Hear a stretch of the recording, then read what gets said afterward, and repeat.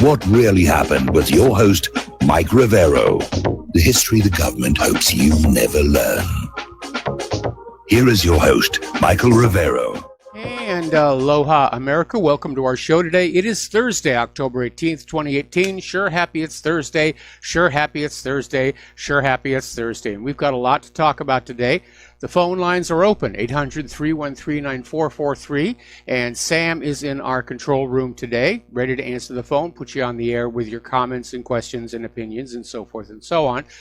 So let's get right on into it here. There is a lot going on here, and we're continuing to see an escalation of the violence by the left against the right. And right now, so far this year, there have been 8 of these. There was that attempted stabbing attack against Rudy Peters, who's a California congressional candidate. And apparently Peters' attacker, Farzad Fazeli, shouted disparaging remarks about Republicans before attempting to stab the GOP candidate with a switchblade, which fortunately malfunctioned, and so he wasn't ready to carry through with that. An operative with the Democratic political group American Bridge was arrested last March for assaulting a female staffer in President Trump's administration.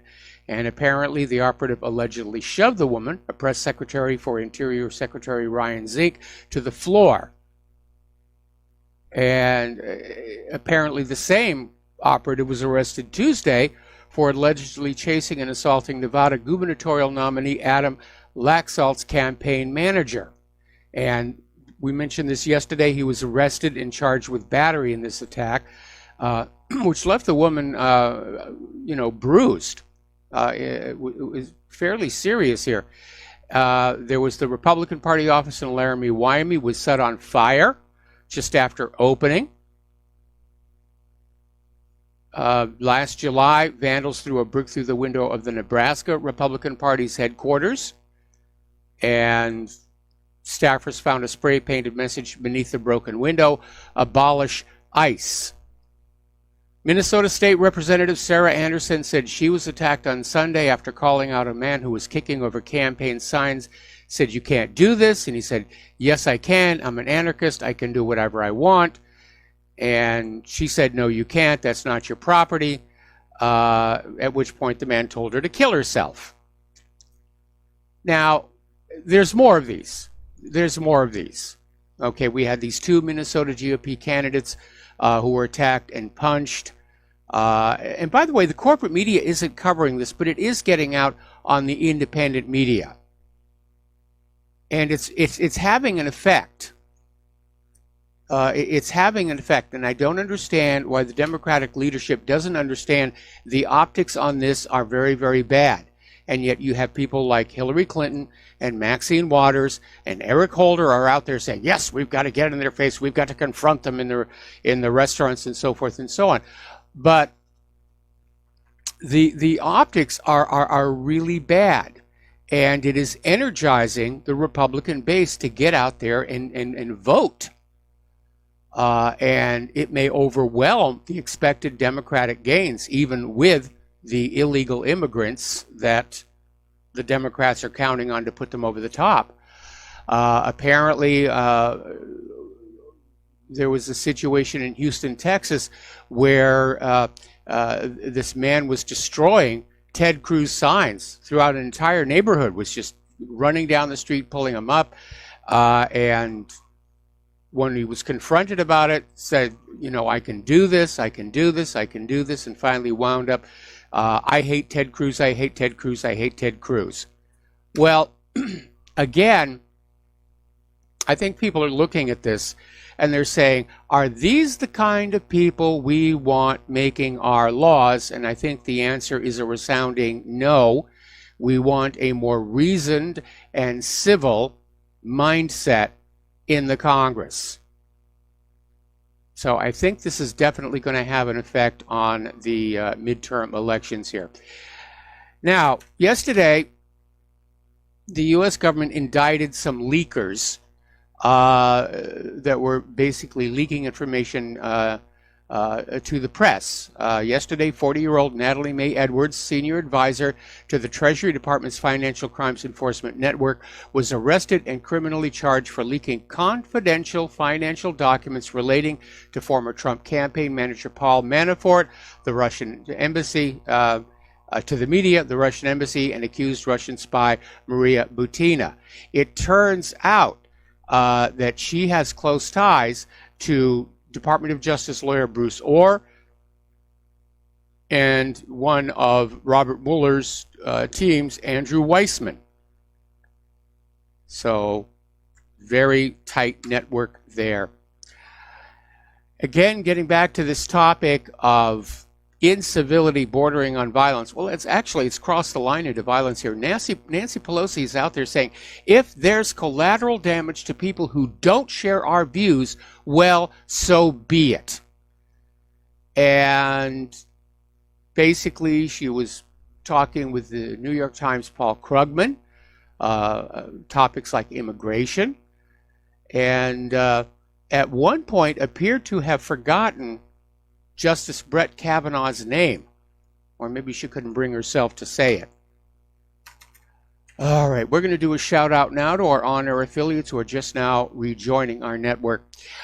Over at Heidi Heitkamp's campaign, there has been a major faux pas. They ran an ad and they were focusing on sexual abuse survivors.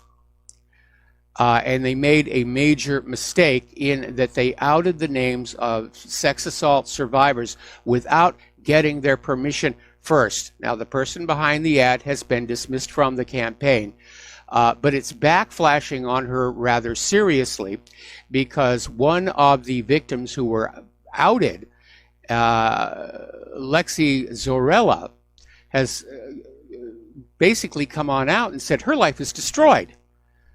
She was interviewed on CNN saying her life is never going to be the same. She hadn't really told anybody that she was this survivor, and now the damage is done.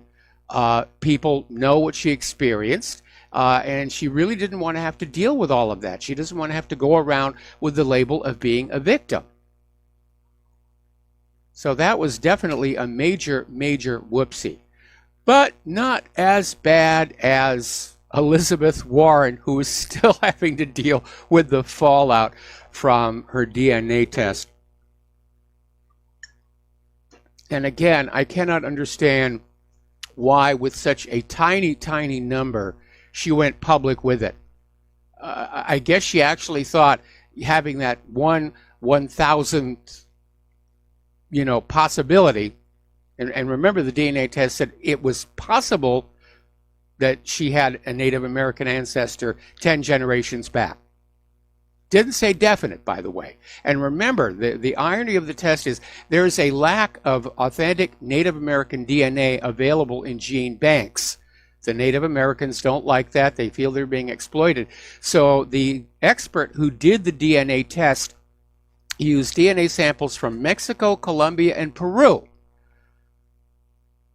So Elizabeth Warren may be 1/1000th Mexican, or 1/1000th Peruvian, or 1/1000th Colombian. That's how fuzzy this whole thing is. And she still went out with it and said, see, there, we put this whole thing to us. And it's just blown back, not just on her, but on all her supporters and basically the Democratic Party as a whole. So anyway, on Fox News, Tucker Carlson, they had a guest, Debbie White Dove Porreco, who is a documented descendant of the famed 17th century Powhatan princess Pocahontas. And she came on out saying that she felt betrayed by the senator's claims of Native American ancestry. Warren is now the head of the Me Too movement. And this descendant of Pocahontas said it proved she wasn't the Cherokee Indian she's been claiming to be for so long. It's simply too small an amount of DNA, and it doesn't indicate what tribe she would have belonged to. It could have been any tribe whatsoever. Could have been the Snoqualmies for all we know. And of course, Warren's been using this for political reasons and to get ahead. She got that cushy job at Harvard University using this. But payback is definitely going to be there. And Elizabeth Warren is now getting nicknames at a rate that is faster than black men are leaving the Democratic Party. Pocahontas, Liawatha, last of the Fohicans, Fraudazuma, and Fakajawea. I like that last one myself, the absolute best there. And by the way, she has more Aryan DNA than Native American. She's more Aryan than Adolf Hitler was. And she's still trying to get out there and push this thing, saying, well, okay, so maybe I shouldn't have claimed citizenship with the Cherokee Nation, but I still have Native American ancestry. Elizabeth, you're raising on a busted flush. And she's still refusing to apologize. She's refusing to admit she did something wrong. And she just said, I should have been clearer about it, but I'm still right. I have Native American ancestry. Well, at that degree, Elizabeth, we all have Native American ancestry. Anybody whose family has been here in this country for a while has Native American DNA. I have Huron in my family woodpile. Okay? I'm not going to go up there and claim I belong to the Huron tribe. I mean, it really was ridiculous. And here's the thing. Elizabeth has opened up a huge, huge can of worms. Because now people are looking into her family tree. And one of the pieces of so-called evidence that Elizabeth Warren had held up to prove she was Native American was that she claimed her great-great-great-grandmother was a Cherokee. Well, people went back and looked at the census and found that the great-great-great-grandmother was listed by the census as a white person. And here's where it gets delicious. Her husband, Elizabeth Warren's great-great-great-grandfather, Jonathan Crawford, was apparently a member of the Tennessee militia who rounded up the Cherokees from their homes and led them on the Trail of Tears. So you think about that one for a while. This is going to follow Elizabeth Warren for the rest of her political career. In fact, I don't know why she doesn't resign from politics right now. She's got that cushy teaching gig at Harvard still. I think Harvard ought to let her go after the lie that she foisted on them. But it's time for her to retire. It's time for her to retire. Okay, so let's go on over here to Claire McCaskill. As you're probably aware, Project Veritas sent in one of their undercover reporters to volunteer to work for McCaskill's campaign and got the other campaign workers to talk, caught it on tape, basically revealing that Claire McCaskill is lying to potential voters about issues like gun control and immigration.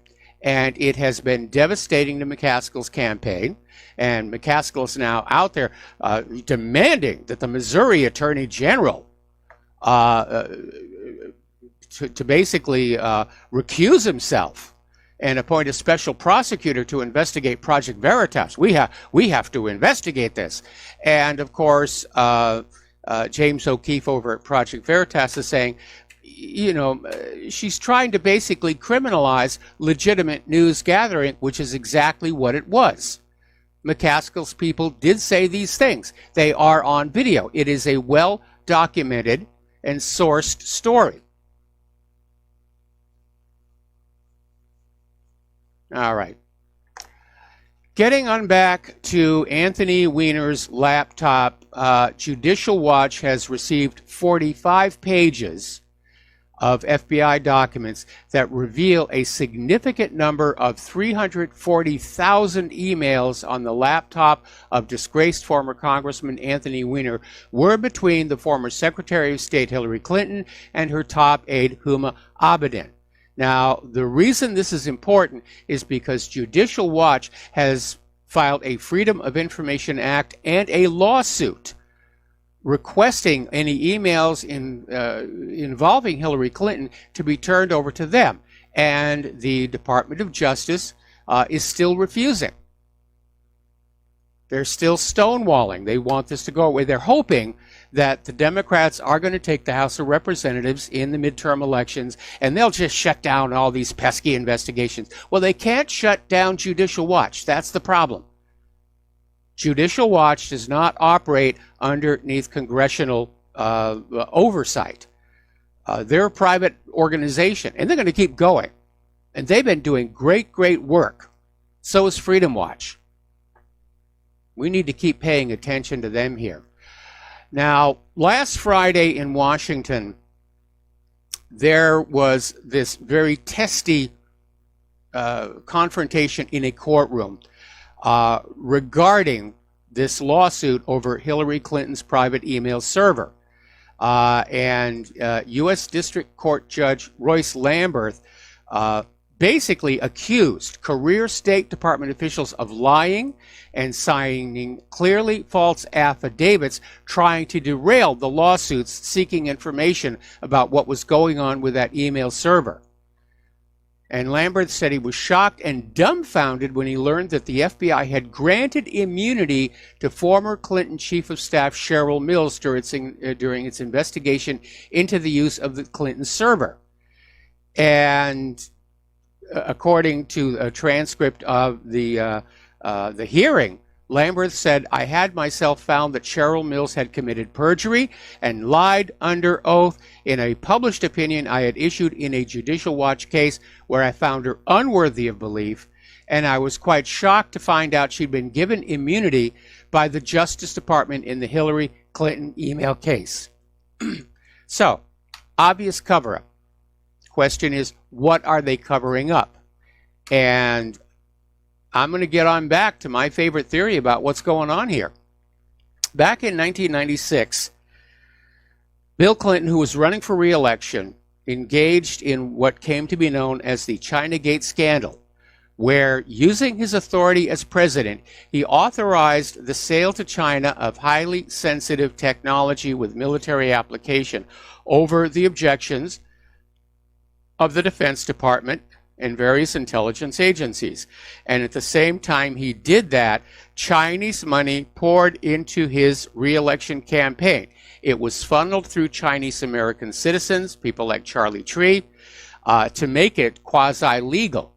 But there was an investigation that was started, but it had to be called off when the White House email server suffered a breakdown, and oh gee golly, we hadn't been backing up all the emails. They're just gone. Nothing we can do about it. We've heard that story before. So what my theory here is, back in 2016, in the lead up to the election, Secretary of State Hillary Clinton may have been selling sensitive U.S. secrets to foreign interests using her private email server to deliver the information, and her so-called charitable foundation to collect and launder the money. And remember, almost half the money that came into that foundation came from foreign sources. And when Guccifer, the hacker, was talking about when he broke in to Hillary's email server and how easy it was to do, he saw at least 10 foreign IPs in there as well, prowling through the files. So I think it's a valid question. Was Hillary Clinton replaying the 1996 Chinagate scam? It's a question that should be asked, and it deserves an answer. And looking at how hard everybody is working to protect that story of the email server, there's definitely something very nasty in there they don't want the people of the United States to know. We're going to take a break for commercials, and we'll be right back. And aloha, America. Welcome back to our show here. Over at the White House, Don McGahn is now leaving as the White House counsel. He's going to be replaced by Emmett Flood, and at least for the interim. And this is coming out of Fox News here. And apparently McGahn resigned, announced yesterday. And he served as White House counsel to President Donald Trump and was obviously instrumental in implementing the administration's policies. All right, so let's get on over to the situation with Saudi Arabia and Khashoggi, because this is really beginning to stink and the optics on it are getting worse and worse. Donald Trump is now casting doubt on the existence of an audio of Jamal Khashoggi's last known minutes, saying he will ask for it, quote, if it exists, end quote, and refuses to say if the FBI will aid in a murder probe. Well, let's be technically accurate here. Khashoggi is not a U.S. citizen. The crime did not happen on U.S. soil.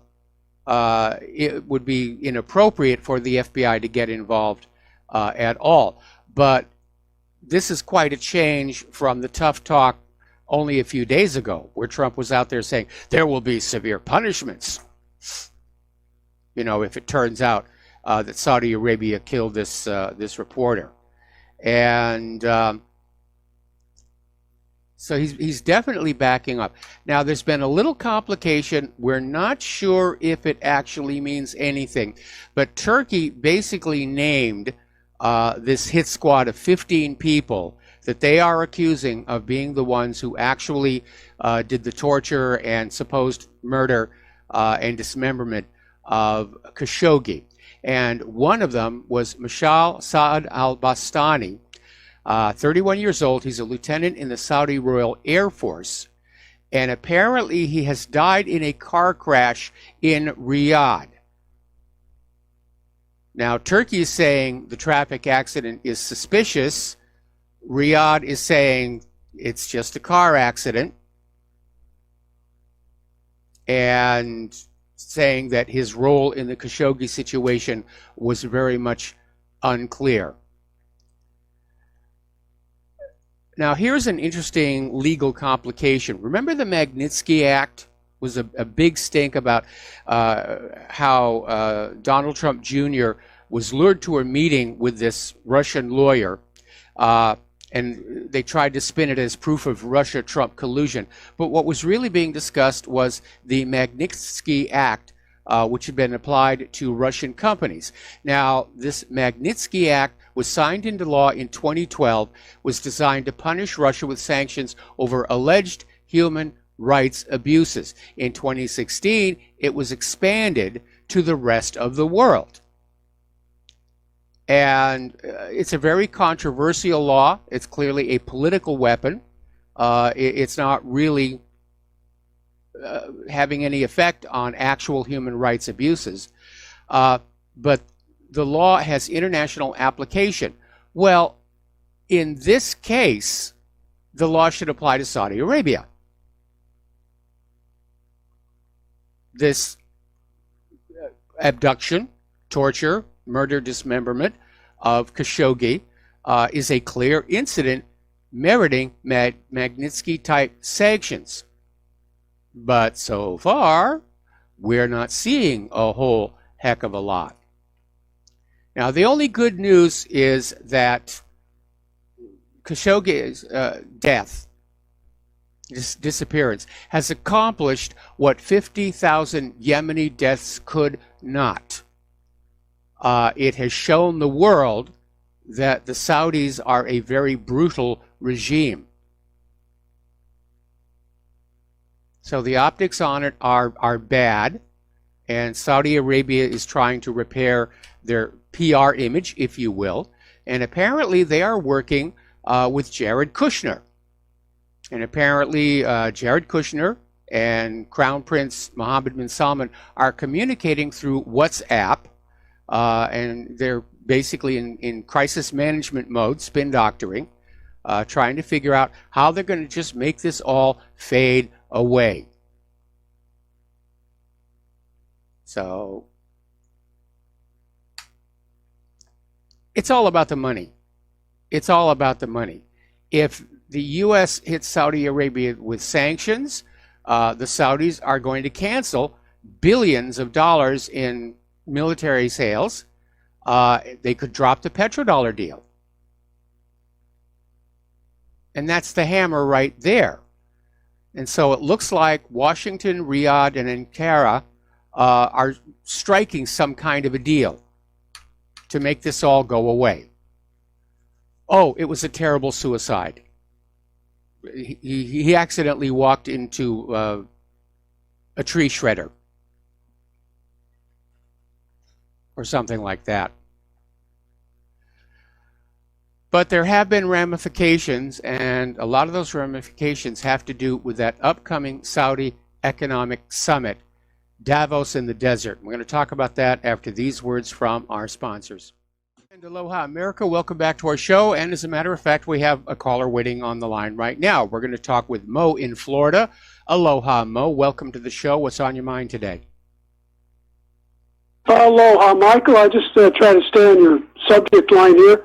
I think this, you've always been, preached that, look what should be there and isn't. And I don't think this bin Salman, he's either mad like Nero or something, he's mentally ill, which could be, or why would he shoot himself in the foot? This doesn't advance him. I think he was being set up by his brother, or whoever that other rival is. I don't know why. I know this guy's got an aggressive stance with Iran, and he's with the whole Yemeni war, but I think it's a setup. I mean, how can he be that stupid?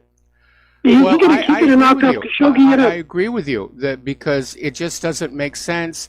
If they wanted to grab this guy and torture him and kill him, they could have grabbed him off the streets and hustled him away to some abandoned warehouse and done it there. To actually do it in the consulate, that is the part of the story that really bothers me. And I'm in agreement with you. This may have been actually done by a rival for the throne. And there's a lot of hostility in the royal family towards Mohammed bin Salman.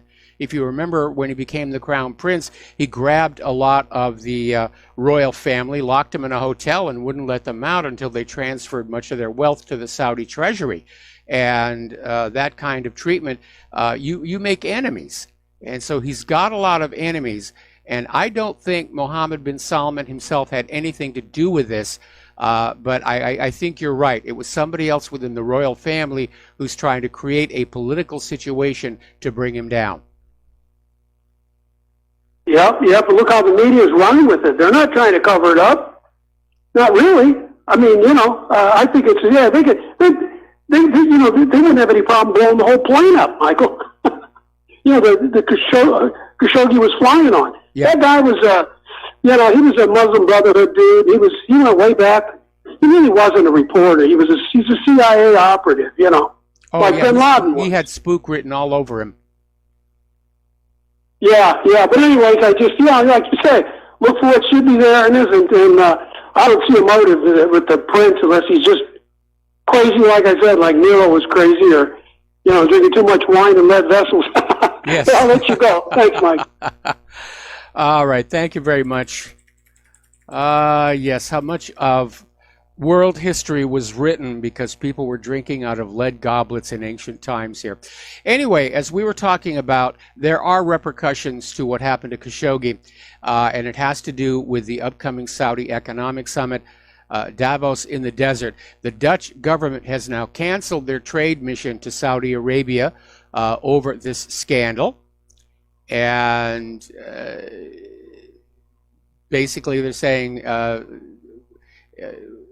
all trade missions to the country have been suspended for now. And apparently U.S. Treasury Secretary Mnuchin is canceling plans to attend the Saudi Arabia conference. But not everybody is on board with that because, after all, money talks, and the Saudis do have a great deal of it.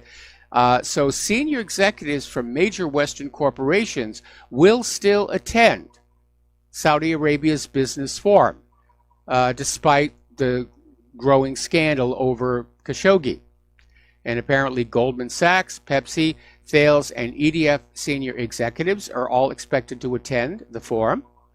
And according to this report, Mnuchin is going. So we're getting mixed signals on that one. U.S. Secretary of State Mike Pompeo is going to be attending as well.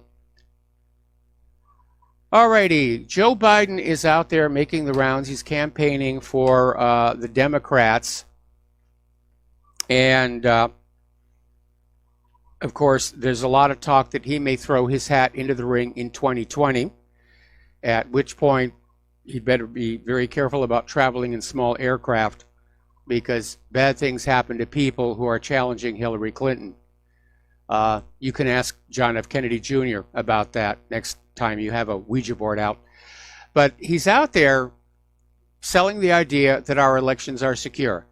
And he's stating there is no evidence of widespread voter fraud in the American electoral process. And I have to call bovine excrement on that one. There is a tremendous amount of evidence of widespread voter fraud in the American election process. And a big part of the problem are those electronic election machines, which are opaque. You can't see into them to see what is going on. I mean, there have been a few embarrassing cases where people will push a button for one candidate, and it clearly is seen registering a vote for the other candidate, and it's always declared, oh, it's a miscalibration. Here's the bottom line. We don't know that our election system is honest. We have no way of knowing our election system is honest. It's not designed to be transparent anymore. It's designed to be opaque. And I keep thinking back to Bev Harris and blackboxvoting.org, and she got hold of a copy of what was called the GEMS software, which was what was hiding inside the voting machines made by the Diebold company. Now, Diebold basically rose to prominence, making automated bank teller machines that never lost a penny from one end of the country to the other, and they all had a paper audit trail.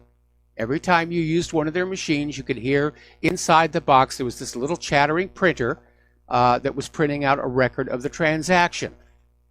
So for Diebold to have produced an election machine with at least 12 known ways to alter the outcome of a vote, it had to be intentional. And for those of you who have not yet seen it, there was an HBO documentary called Hacking Democracy. It focused on Bev Harris, and you need to see it. And I assume it's out there somewhere, probably Netflix, Hulu, it may even be on YouTube. I'm not sure. I'll try and hunt it down the next commercial break here. And in the last section of Hacking Democracy, and that is on YouTube, Bev Harris and her people, they go into this election commission in a city. They select an electronic voting machine at random. It is not touched by Bev Harris or any of her people other than to provide a memory card to record the vote. And they set up a faux election, and everybody votes, and when the final output is revealed, it's been changed. That's how easy it is to hack the outcome of an election. All you need is to get your hands on the memory cards.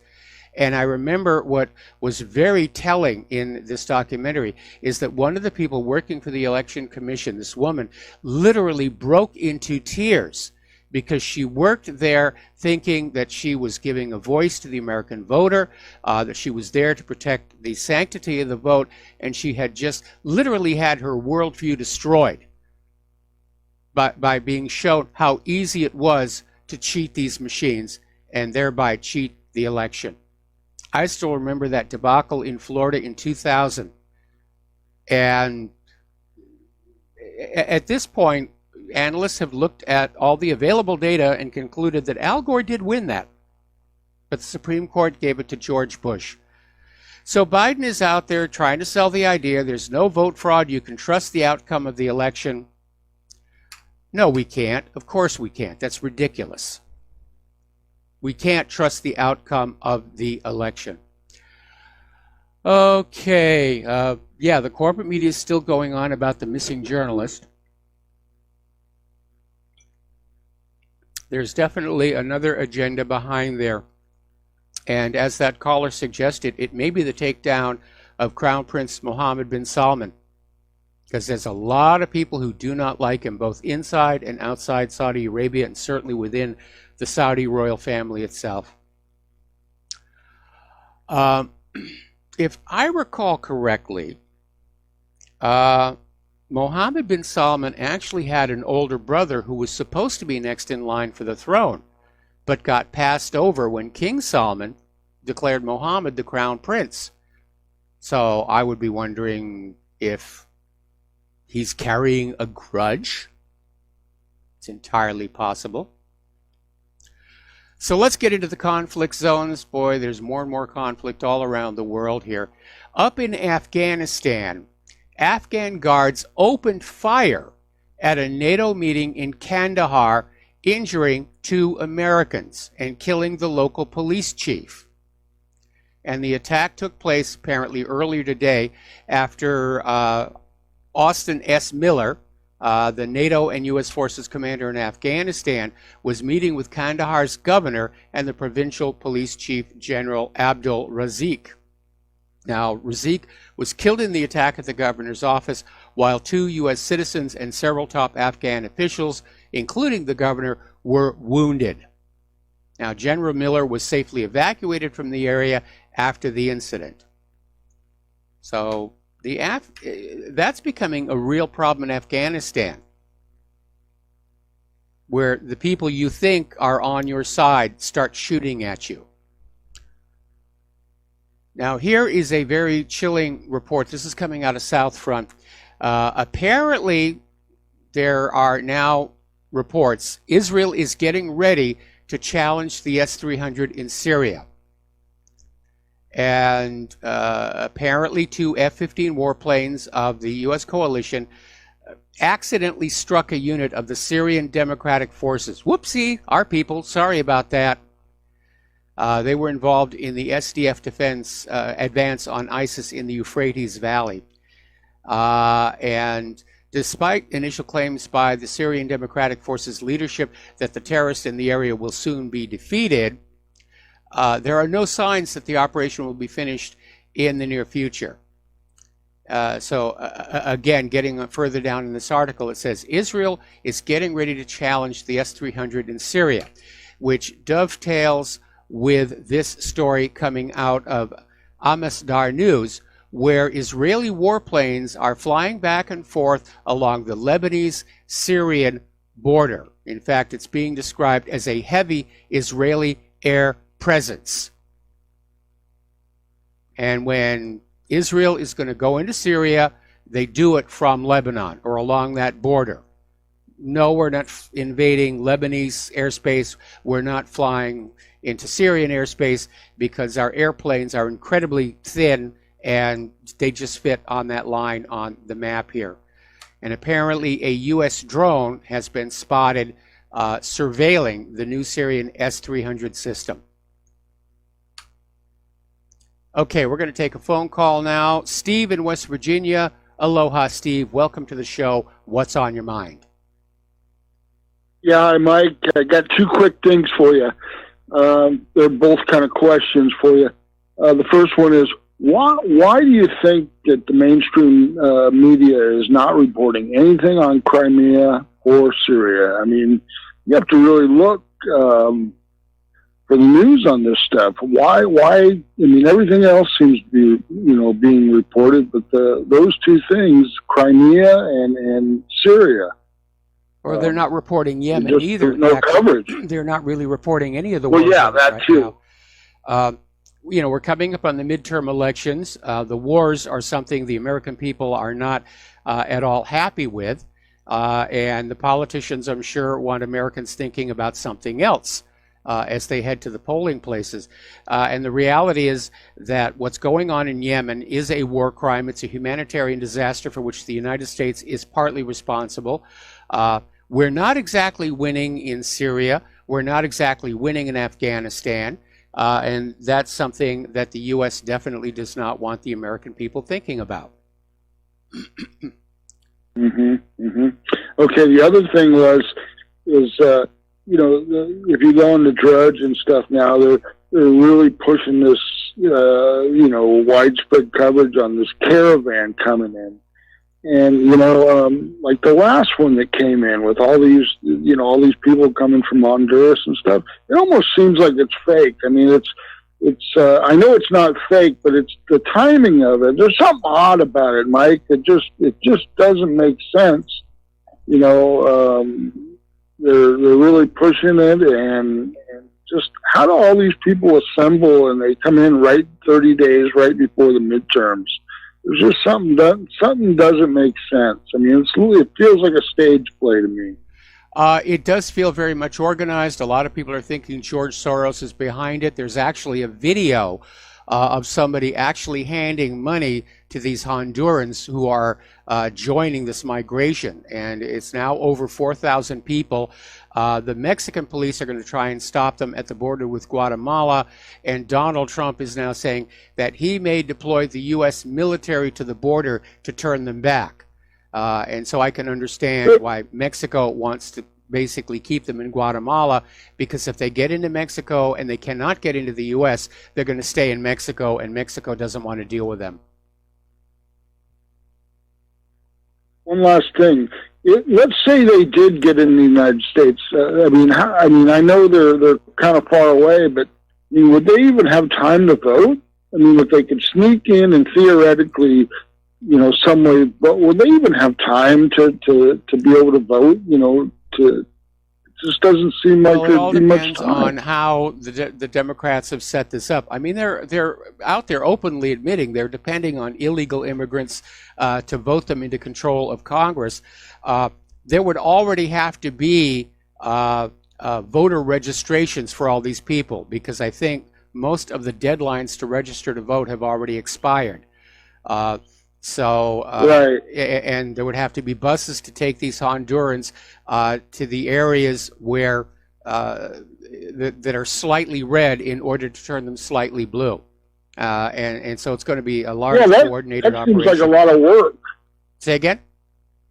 Yeah, that seems like a lot of work to get them scattered to all these different places where the races might be close, and it might make a difference for 1,000 here, 1,000 there to come in and vote. It just seems like it'd be really hard to do in the next 30 days. They've been doing it all along. When the illegal immigrants get across the border, they're met by buses, which drive them to other parts of the United States in order to try and shift the demographics to Democrat.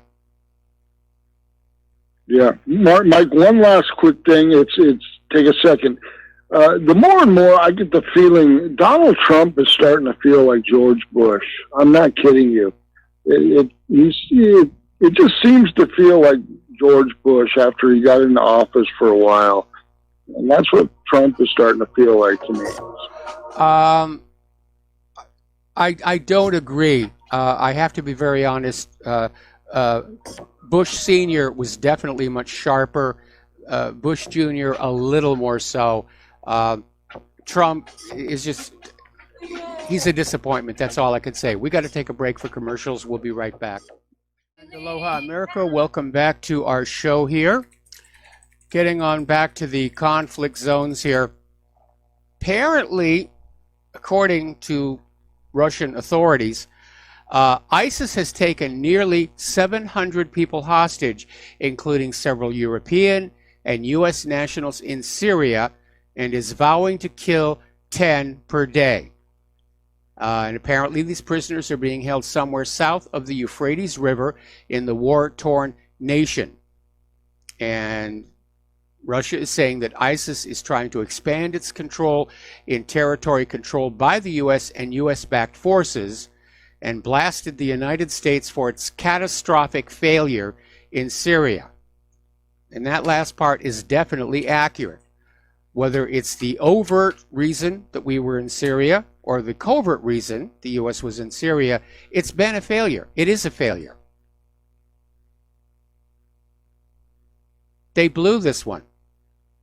They don't want to admit it, and they're going to find reasons to stay in Syria just so they don't have to admit they utterly failed to get Assad out of power. 7 years the U.S. has been at war in Syria, and they keep changing the reason. Assad is gassing his people. We're there against ISIS and Al-Qaeda. Oh, we're back to ISIS. Assad is gassing his people.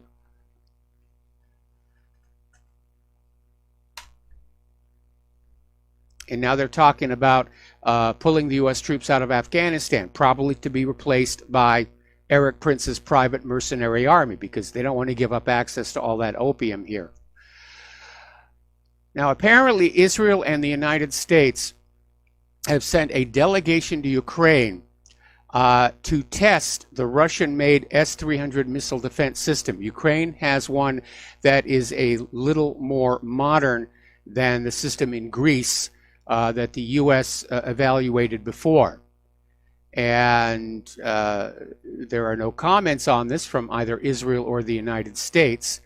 But apparently members of the Ukrainian military instructed their U.S. and Israeli counterparts on the capabilities of the system, as well as running through various possible scenarios on how to evade and overcome it. Here is the problem. The version of the S-300 Ukraine has is not the version Syria has. The version Syria has had upgrades and is a little bit more modern.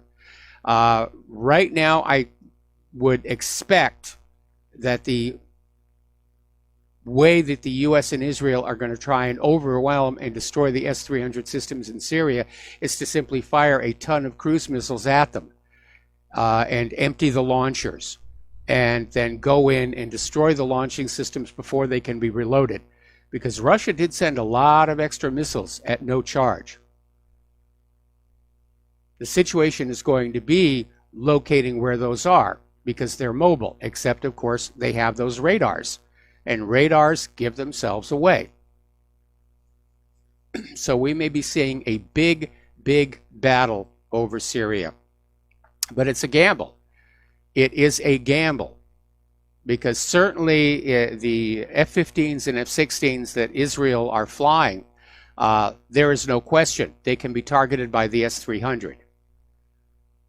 The wild card is the F-35. Is it really as stealthy as advertised? Because if Syria succeeds in shooting down one of the Israeli F-35s, just one is all it's going to take, it will be devastating to Lockheed Martin's future sales of that aircraft to other countries. Okay, we're going to take a break for station identification, and we'll be right back. And aloha, America. Welcome back to our show here. And this is hour number 2. The phone lines are open, 800-313-9443. So the world is clearly going through a significant period of change. We are seeing a lot of nations which used to be considered U.S. friends, if not complete allies, start to pivot away, pivot toward Russia, pivot toward China here. And there's an article in the Jerusalem Post which really lays it out. Are Trump's policies leading to the formation of an Eastern Bloc? And what they're basically saying is that there are all these countries that are in the crosshairs of the United States that, despite their own differences, are starting to band together and develop strong relationships. Now, the headline is misleading. These are not Donald Trump's policies. This started a long time before he got into that Oval Office. It goes back, well, at least the 17 years since we started the wars on Afghanistan, and probably even before that. But yeah, at some point, as the United States becomes more abusive and aggressive, the rest of the world is going to start pulling together to basically offset that. Now, over in Russia, Foreign Minister Sergei Lavrov is saying that Moscow is ready for larger scale provocations by the West. And he's saying that if they talk to us through the media, we'll respond through the media too, but specifically and in a correct manner. And he said a third world war is an unimaginable scenario, saying that everyone would be sane enough not to let it happen. I wouldn't count on that one, Sergei. However, he says an aggravating factor is the absence of any dialogue between the Russian military and NATO. And again, my concern is there's a new factor in the new Cold War, and that is how many of these weapon systems are automated. They're running on computers. And computers, if there are errors in the code, make mistakes. And it has happened before. That was the reason behind the USS Vincennes shoot-down of the Iranian passenger jet. The computers controlling the Aegis system on the ship, because of a programming error, assigned the same target tracking identifier to two different radar returns. One was the Iranian passenger jet, which was on approach to land at the airport. The other was an Iranian F-14 on a training exercise in the distance. And the computers merged the two and thought the passenger plane was an attacking F-14 and launched the missile. And these things can happen so fast, humans will not be able to intervene. I suspect that's what happened with the accidental shoot-down of TWA 300, off of Long Island, New York. They were testing the Aegis CEC system. They had an incoming drone that was going to be the target. They were painting the drone with the targeting radar without realizing they were also painting in the distance the 747. The missile came out of the tube, turned on the wrong target, and killed the plane before anybody could react. And that is making things very, very difficult. Very dangerous, rather. Very, very dangerous. You might have everybody saying it's a Cold War, it's just all about making the money, it's all about selling weapons, and we're never really going to push the button. But you have to consider the button could push itself, and things could get out of control and nobody could stop it. That's how serious it is. Okay, we got another caller on the line. Mark in North Carolina. Aloha, welcome to the show. What's on your mind? So, Mike, I just turned you on. Just got home. Let me just turn this down. Hold on. I don't know if you heard today that Putin gave a speech and said that basically they're prepared, that, they don't want war. They will never start a nuclear confrontation, but they're prepared that the minute they're monitoring missiles from around the world, and the minute anything's headed towards Russia, Russia will respond. And he even gave a religious thing. He said Russia's on the, the Russians would go to heaven and go, something like that, and would die. Yeah, the Russians would go to heaven as martyrs, and the aggressors would go to the other place. Right. So, I mean, he's laying the cards down. Basically, people should start waking up, hopefully, and say, why are we doing this? Why are we pushing them and pushing them? You're not gonna wipe out. You might wipe out Russia, but they're gonna wipe us out too, and they're gonna wipe out the rest of the Western world, and probably the whole planet with it. When are people gonna get this through their heads? I mean, this is absolutely madness. Even these people with the bunkers, what do they think? If the bunker would even, if they could even survive in those bunkers, what are they going to come out to? What kind of a world do they think they're going to come out to afterwards? Well, I'm sure they're imagining they're going to come out to a beautiful world of nature and beauty and everything, but they could come out to an absolutely dead planet. The entire chain of life could collapse. I think roaches and maybe rats can survive something like that. Yes. The rat is a very hardy animal. The rat might be able to survive. And probably eventually, with, I don't know, if you believe in evolution, they might evolve into something, maybe millions of years from now, into some kind of really, man-like, but basically that'd be pretty much it. I mean, this would, like you said, this would be a dead planet. I just can't figure these people out. I really believe they're insane. And I'm talking about our leadership. Putin is trying everything he can to stop this from happening. But it just goes on. And it's hard for me to get, interested in all the nonsense about it. So-and-so say this, and so-and-so say that anymore. Because this is number one. This is the possibility that, I've got children, I've got grandchildren. grandkids are about, one is just born a year ago, and the other one is 4 years old, and I want them to have something, to inherit this planet. I don't want a dead planet for them, or it's just, people got to start thinking. I mean, at least in the Cold War, people did think. Thank God they did. And like you said about it, a mistake. He said they're monitoring missiles from all over the place. You could have a computer, some kind of a computer mistake, and that's trigger off the war right there. That's what in a Terminator. That's what happened with Skynet. Yes. Skynet actually started the war between the U.S. and Russia with the nuclear exchange. That could happen. We're relying more and more on AI. I wish we would start curbing. I wish we would get together with Russia, China, and other countries and start to forget about the AI. Get rid of it. One thing I disagree with you about Tesla. Tesla should go down because the cars they're coming up with, these driverless cars, these things are not only dangerous, they're controlling. They want to control you with those cars. You could program where you want to go, and a car will tell you, no, you can't go there. There's a lot of there's a lot of hanky panky involved there too.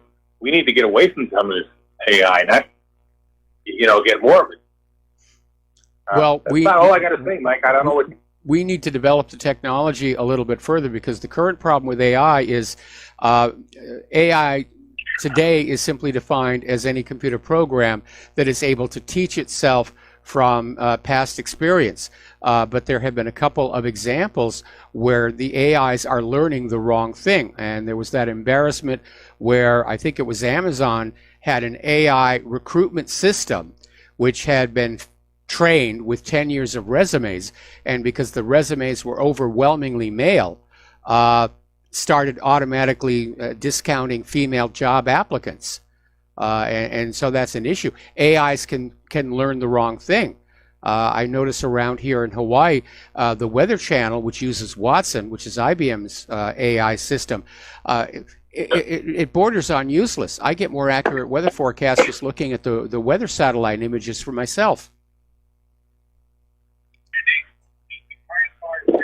Yeah, well, like you said, Mike, we got to do something, and we certainly should not have. At least we should get together with Russia and China and say, look, at least let's stop letting computers run these missile systems. Let's at least make sure it would take. Let's have some kind of an agreement where at least human beings are in charge of this before something happens that we can. And it almost happened during the Cold War, when we didn't even rely that much on computers as we do now.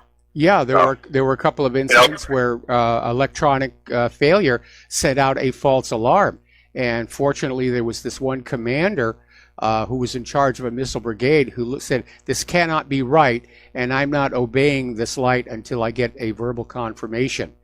And but again, the problem is worse now.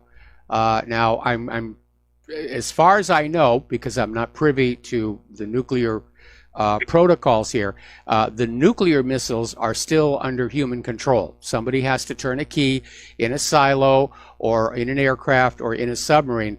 But I'm talking about the medium weapons, which are on automated systems. Those could get going and start a confrontation, and it could escalate from there. Sure. Once the first one starts, all bets are off. Yep. That could be it. That could be the end, right? It's the end of mankind. Maybe the end of this planet. That's how serious this thing is. Yes. And people are worried about, I don't know, Stormy Daniels or some other nonsense. I'm not worried about Stormy Daniels. I just wish you'd go away. I think part of the problem here, of course, is that for our generation, the idea of total war, like you see in a world war, and the idea of nuclear weapons, it's an abstraction. It's something we see in TV documentaries. We've never personally experienced it. for the most part. I know there are still some surviving veterans from World War II who remember what that was like. But for the vast majority of us, it's something we see on TV. We don't have to deal with it in a real way. And I think that's one of the reasons why people aren't really responding to just how serious the situation is, because it is an abstraction. You'd think the Europeans would understand. I mean, they were literally destroyed in World War II. Most of the European countries, Western and Eastern European countries, were, for all intents and purposes, destroyed. You'd think they'd understand it. They're a lot more sensitive to the idea of avoiding a third world war, especially because if it does start with Russia and Ukraine, it's going to be on their territory again. I remember when I was working in Europe back in the 1980s, there were still places that had not yet been rebuilt from World War II. You could still see the damage there. I remember in, I think it was Milan, there's an entire city block that's simply walled off because there's this huge bomb that's in there that they can't get at and can't defuse, and they're just not going to let anybody go in there. And at some point, it'll either detonate or they'll decide that it's too old to detonate and they'll go on in there. But yeah, World War II is a very real thing for the people of Europe, not to mention Japan, and obviously. Here in the United States, we never suffered any harm from World War II. The Japanese set a couple of forest fires up in the Pacific Northwest with some clever balloon bombs, and there were some cargo ships that were sunk within eyesight of the East Coast, but that was about it. We didn't have bombs falling on us. We didn't have an army invading our country. We didn't have to go through that. And so I think that's why Americans, by and large, they don't have a gut reaction to what could be going on here. We certainly did in our time, Mike. I'll tell you this, we certainly understood when we went into those shelters, and we went there, and when we had those silly drills there at school, you know, hiding under the desk like that would have been. And I when I was in the Army, when part of basic training was what to do in case of a nuclear attack and cover yourself up with a poncho. Everybody knew that there was total nonsense. What do you do in the case of a nuclear attack? Was put your head between your legs and you know what, right? Yeah, kiss your rear end goodbye here. Well, that whole thing about duck and cover and get under the desk and pull a picnic cloth over your head, Bert the Turtle, that whole thing, was actually a propaganda campaign. Because coming out of World War II, there were a lot of people who said, we should get rid of these weapons. Nobody should have them. They are too destructive. And if there were a nuclear world war, nobody would survive. And so the U.S. government launched this propaganda campaign to convince us all that, yes, nuclear war was survivable, and you should be afraid of those gosh darn commies here, but let us go on making nuclear weapons because, you know, you will probably be able to survive a nuclear attack. And back then they had shelters, fallout shelters, and which we no longer have those even. Russia's built fallout shelters for their people. The U.S. They have, yeah. Yeah. The whole Moscow subway system is designed to survive a nuclear attack. I remember growing up in New York City. There were certain stations in New York at that time. I don't know if it's still that they said you could survive a nuclear attack. Whether it was true or not, I certainly wouldn't have wanted to find out. Like 181st Street line. I don't know if you've ever been to New York. There's the A train, and by the 181st, it goes very deep into the ground and stuff. But I certainly wouldn't have wanted to give it a try. You know, I certainly didn't trust it. You know, even when I, as a teenager, I mean, it was ridiculous. Well, again, back during the Cold War, when the U.S. did have fallout shelters in every major city, it wasn't just the shelters. They were stockpiled with storable food and water and first aid kits, basically the preppers of their day. But the U.S. stopped doing that because it was a huge expense. And those rooms, those bunkers may still be there, but they're not really going to be usable. No, any of that food that they might have there would probably be long. Oh, it's long gone, long rotted away. Oh well, anyway, Mike, I hope, I pray that, the level heads to prevail, and unfortunately, I don't have much faith in Donald Trump. I don't think he knows what he's doing, plain and simple. He's letting the very people he ran against wind up taking over the deep state or the military-industrial complex, whatever you want to call them. And I just don't. I think, they've got a hold of the guy, whether he lied to us in the first place or he just plain and simple didn't know what he was doing, was too naive, and then just I knew he was in trouble the minute he let Flynn go. The minute they went, because that's the one they wanted. That's the one they wanted the most right off the bat is Flynn, because Flynn knew where the bodies are buried. Yep. He understood that this government was supplying Al Qaeda and ISIS and all that. He knew all about that stuff. He still does. And that's what they were afraid of. What Trump should do is pardon the man immediately and hire him back into the White House and start to clean up this bad situation. But he won't do that. He's afraid. I don't know whether he's afraid or he's just too dumb. I really don't know what the thing is. But I have very little faith in the man. What he really should do is probably talk to Putin, call out that red phone if they still got a red phone like that, and have a conversation with him. What would Putin do? What did he do when he first took over Russia? How did he take control of get these oligarchs under control? How did he get his own deep state under control? That's what he should be doing. Well, I agree. I agree. But every time there's talk of a Trump-Putin summit, everybody around Trump says, no, bad idea. And Trump will back down. He's showing himself to be a very, very weak leader. Anyway, listen, Mark, we got to let you go. Got to take a break here for commercials. Got to do a shout out to our on-air affiliates who have rejoined our network. And we'll be back after these few words. And aloha, America. Welcome back to our show here and getting on back to the conflict areas here. Once again, the United States has flown B-52 bombers over the South China Sea. And this is just before this Asian summit is supposed to be taking place. So it's definitely a provocation. And it could inflame tensions ahead of a key regional defense summit in Singapore, where the U.S. and Chinese defense ministers are slated to meet. And again, it is called the South China Sea. And again, at the end of World War II, when Japan was forced to surrender all of the territories they had conquered, it included those islands, which prior to World War II had been seen as Chinese territory. And there was this agreement among the Allies called the Cairo Convention that said, yes, these islands go back to the ownership of China. So that's where we are on this situation.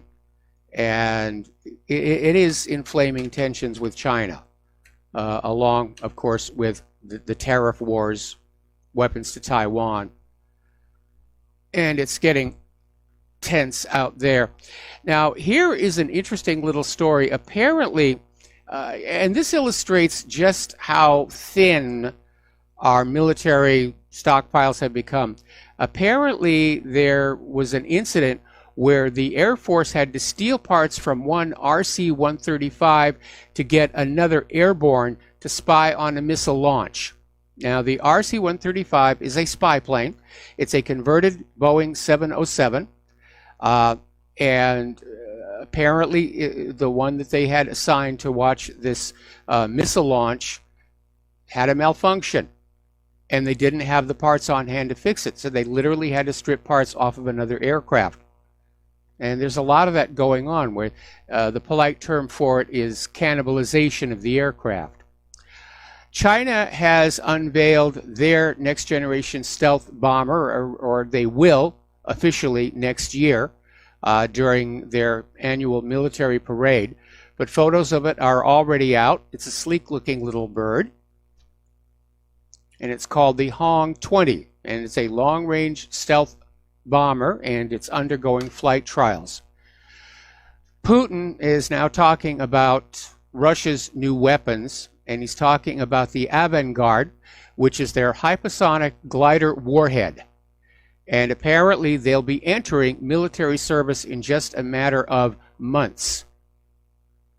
And Russia is the first in the world to get this breakthrough technology into actual service. Now, the hypersonic glider is a type of projectile that can fly and maneuver in the upper atmosphere at speeds of over Mach 5. This makes them very difficult to intercept. And remember what I said, right now, the United States' current anti-ballistic missile doctrine is based on a predictable ballistic trajectory of the warhead. And the avant-garde doesn't do that. It weaves back and forth. It goes up and down. It corkscrews. It dipsy-doodles. So they're actually out there, and that is going to dramatically change the strategic landscape, as it were.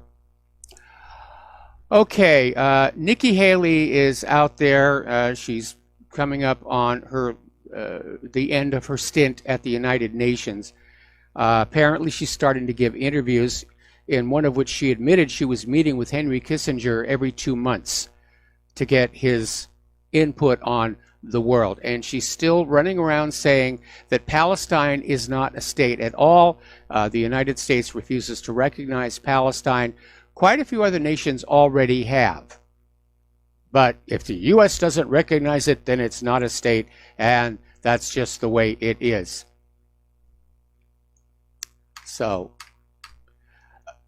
Nikki Haley may be looking at throwing her hat in the ring in 2020. Apparently, she's been speaking to the Council for National Policy, which is a neocon group, and they're going to love her. She's the warmonger's warmonger, and the CNP has a reputation for anointing Republican presidents.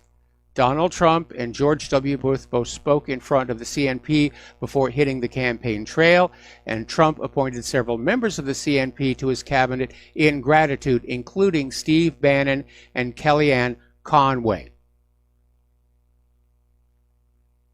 So Haley may be getting ready to test the presidential waters in 2020. I don't like her warmongering, but I'll take Nikki Haley over Hillary Clinton any day. Okay, down in Israel, Avigdor Lieberman has now halted the delivery of Qatar's $60 million oil flow to the Gaza Strip. The fuel tankers began delivering the much-needed diesel oil to the Gaza Strip, and Avigdor Lieberman halted the shipments in retaliation for Gaza's protests on the border with Israel.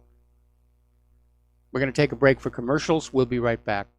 And aloha, America. Welcome back to our show, and we have a caller waiting on the line. Jim in New York, aloha. Welcome to the show. What's on your mind?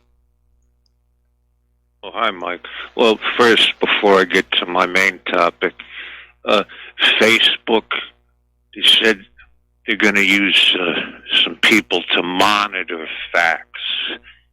According to them, the people they're going to use is the Associated Press, FactCheck.org, PolitiFact, Snopes, and ready for this? The Weekly Standard. So they throw in a neocon warmonger magazine for the war agenda. Yes. Notice that? Yep.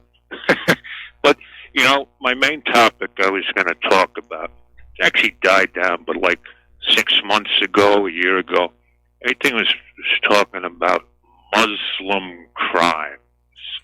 And don't get me wrong. We should stop immigration from everywhere. No, you don't. You see what I mean? Don't get me wrong. You know, you should protect your culture and your borders and all that. I get that. But we have to be careful because some of these sites, the popular person who I won't name, like 6 months ago, like every article was about Muslim rapes woman, Muslim kills. But when a Christian does it, do you ever see the title Christian kills 2 people in robbery? You know what I mean? Where's the logic? Eh? Yeah, no, you're absolutely right. You're absolutely right.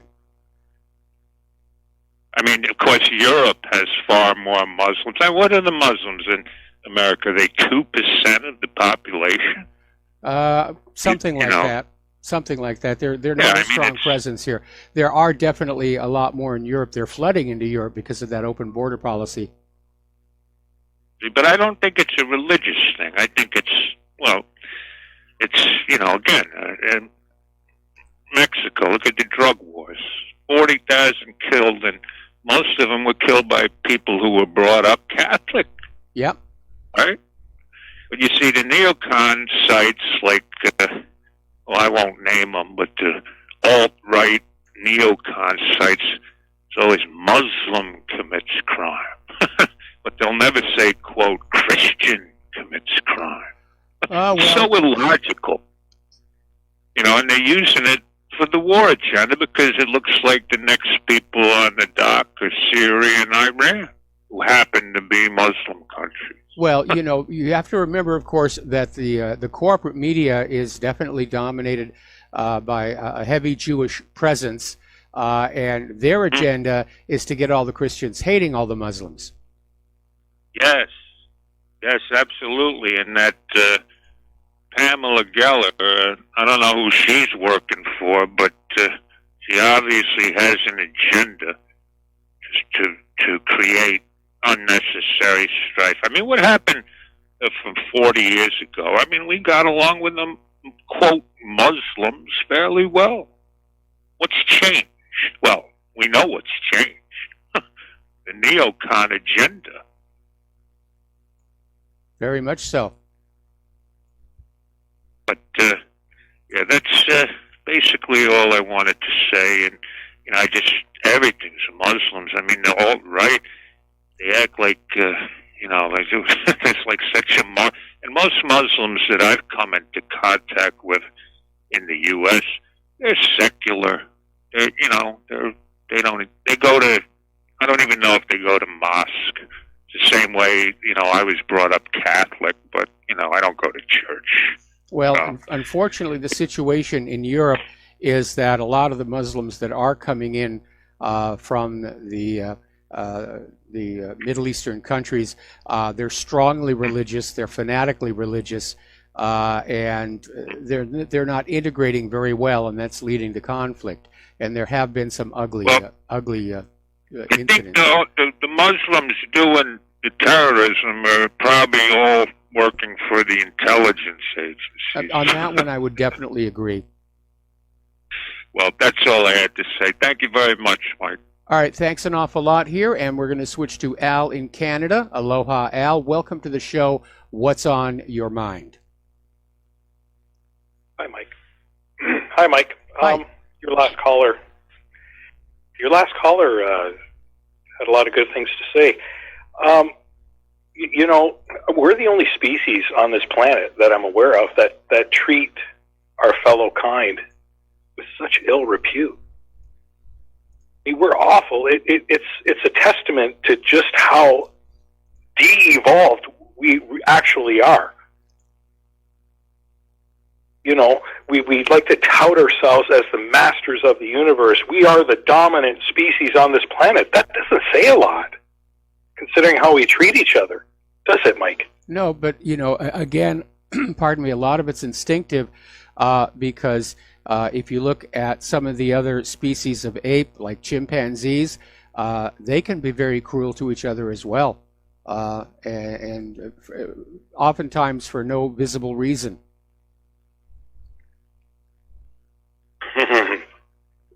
Yeah, you know what? You're actually right. But, if you believe, if one believes in Darwinism, then that's where we came from. So it's not hard to, see the correlation between us and them. Yep. But, this thing that's going on in the Middle East, in what used to be called Palestine, which you can't even find on a Google map anymore, this is just disgraceful. I mean, this has gone too far now. It's gone too far.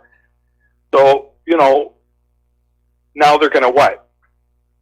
They're going to like shut that place down. They're not even going to allow them fuel. The water is if I'm correct, the water is metered, right? They only get so much of this and so much of that, and now they're starting to cut things off. We're in the end game of this situation, I think. Yeah, I mean, it's not even on Main Street. Yeah, Gaza was running out of fuel, and the UN purchased $60 million worth from Qatar. Qatar started making the deliveries, and Avigdor Lieberman has now blockaded the shipments to punish the Gazans for daring to protest at how Israel is treating them. And a lot of people are saying this is only going to aggravate the security situation, which is what I think Lieberman actually wants. Yes, you're absolutely right. And what other club are you aware of, Mike, where you can do all of these things that go against the rules of the club and get away with it? And I'm speaking of the UN, but you probably knew. The UN is basically toothless. As long as the U.S. has a veto over the Security Council, basically that gives Israel a veto over the Security Council. And there's no doubting that Israel has played the politics game very, very well.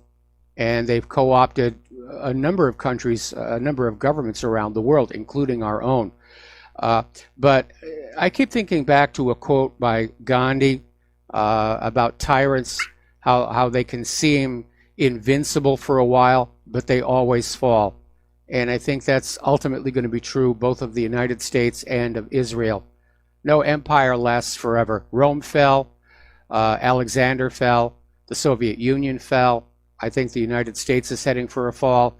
And I think Israel is eventually going to self-destruct.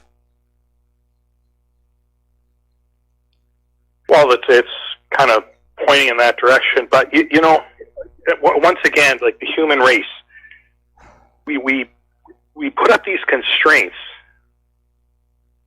in order to confine people to certain the categories. We categorize everything. You're this and you're that and blah blah blah. And pretty soon you have all these boxes where a bunch of people are, right? And it's all designed to do the same thing: to confine us, to segregate us, and ultimately to conquer us, divide and conquer. Yep. The smaller, the smaller the population, the easier it is to control. And the rich people have done this. And once again, like you always say, it always comes down to one very simple thing. That bartering system, that lubrication that we use to exchange goods. Some people call it money, currency, whatever. It is that. Yep. It's always that, and it will always be that until we say we're not going to do that anymore. Well, unfortunately, it might never happen. Money is addicting, and a lot of the ills of the world are caused by people who have a desire for wealth beyond what they need to live comfortably. And it is a sickness, and we need to recognize that it is a sickness. When people are out there who, like you see on Wall Street, all the bank fraud that's going on, they have a desire for wealth beyond what they need to live comfortably. You just hit it right there. Gambling is a sickness. Yes. Alcoholism is a sickness. Yep. But the love of money is not really classified as, some kind of psychological sickness. I mean, being too right-wing or being too this or being too that could be misconstrued as some kind of mental sickness. But the love of money is never. Isn't that funny? Well, it's because people who've got a lot of money look good. We look up to them, which is like a big problem we have in our culture right now is young people will look up to the drug dealers because they've got the fancy cars and the fancy clothes. And in our status-oriented society, we sort of are encouraged to look at people like that as somehow being good no matter how they got that wealth, whether it's dealing heroin or cheating a bank system. We admire people with money and really can't see that their ostentatious wealth does represent money addiction. They're money junkies. Yes. one of my favorite presidents of the United States, John F. Kennedy, his daddy. Yes. You know, he was a rum runner. Yep. So there you go, right? And I hope things change soon. I don't see it happening though, Mike. You know, I think we're headed for some very, very dark and it's times. self-destruction. We're headed for some dark times. There's no doubt about it. We just have to be prepared to deal with them. Anyway, listen, I've got other callers waiting on the line, so I'm going to let you go. Thank you very much for the phone call. Let's switch over to Jim in Chicago. Jim, thank you for waiting so patiently, and what's on your mind? Hello, Michael. Michael, I really don't think Saudi Arabia is stupid. I know you had a caller that stated, why would they do what they did in Turkey?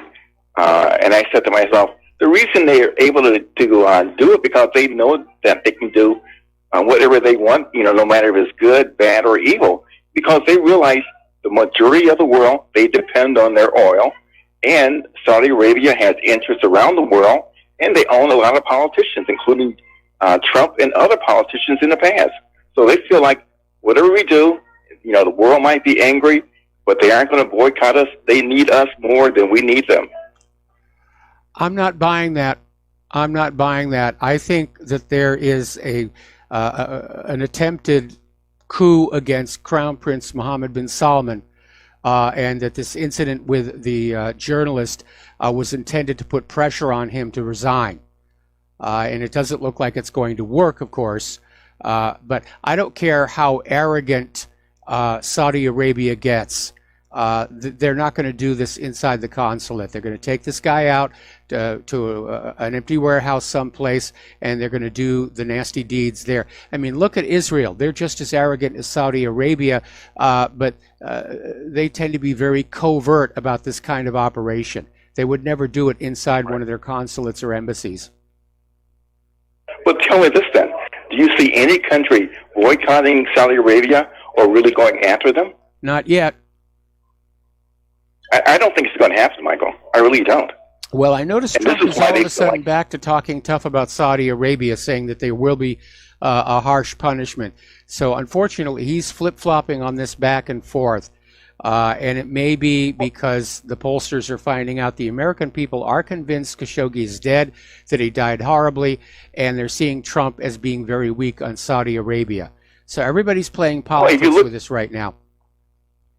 Well, if you look at Trump's background, he has businesses in Saudi Arabia. And not only that, back in the 80s when he was in trouble financially, they bailed him out. Yeah, a lot of people bail Trump out. The billionaires look after each other.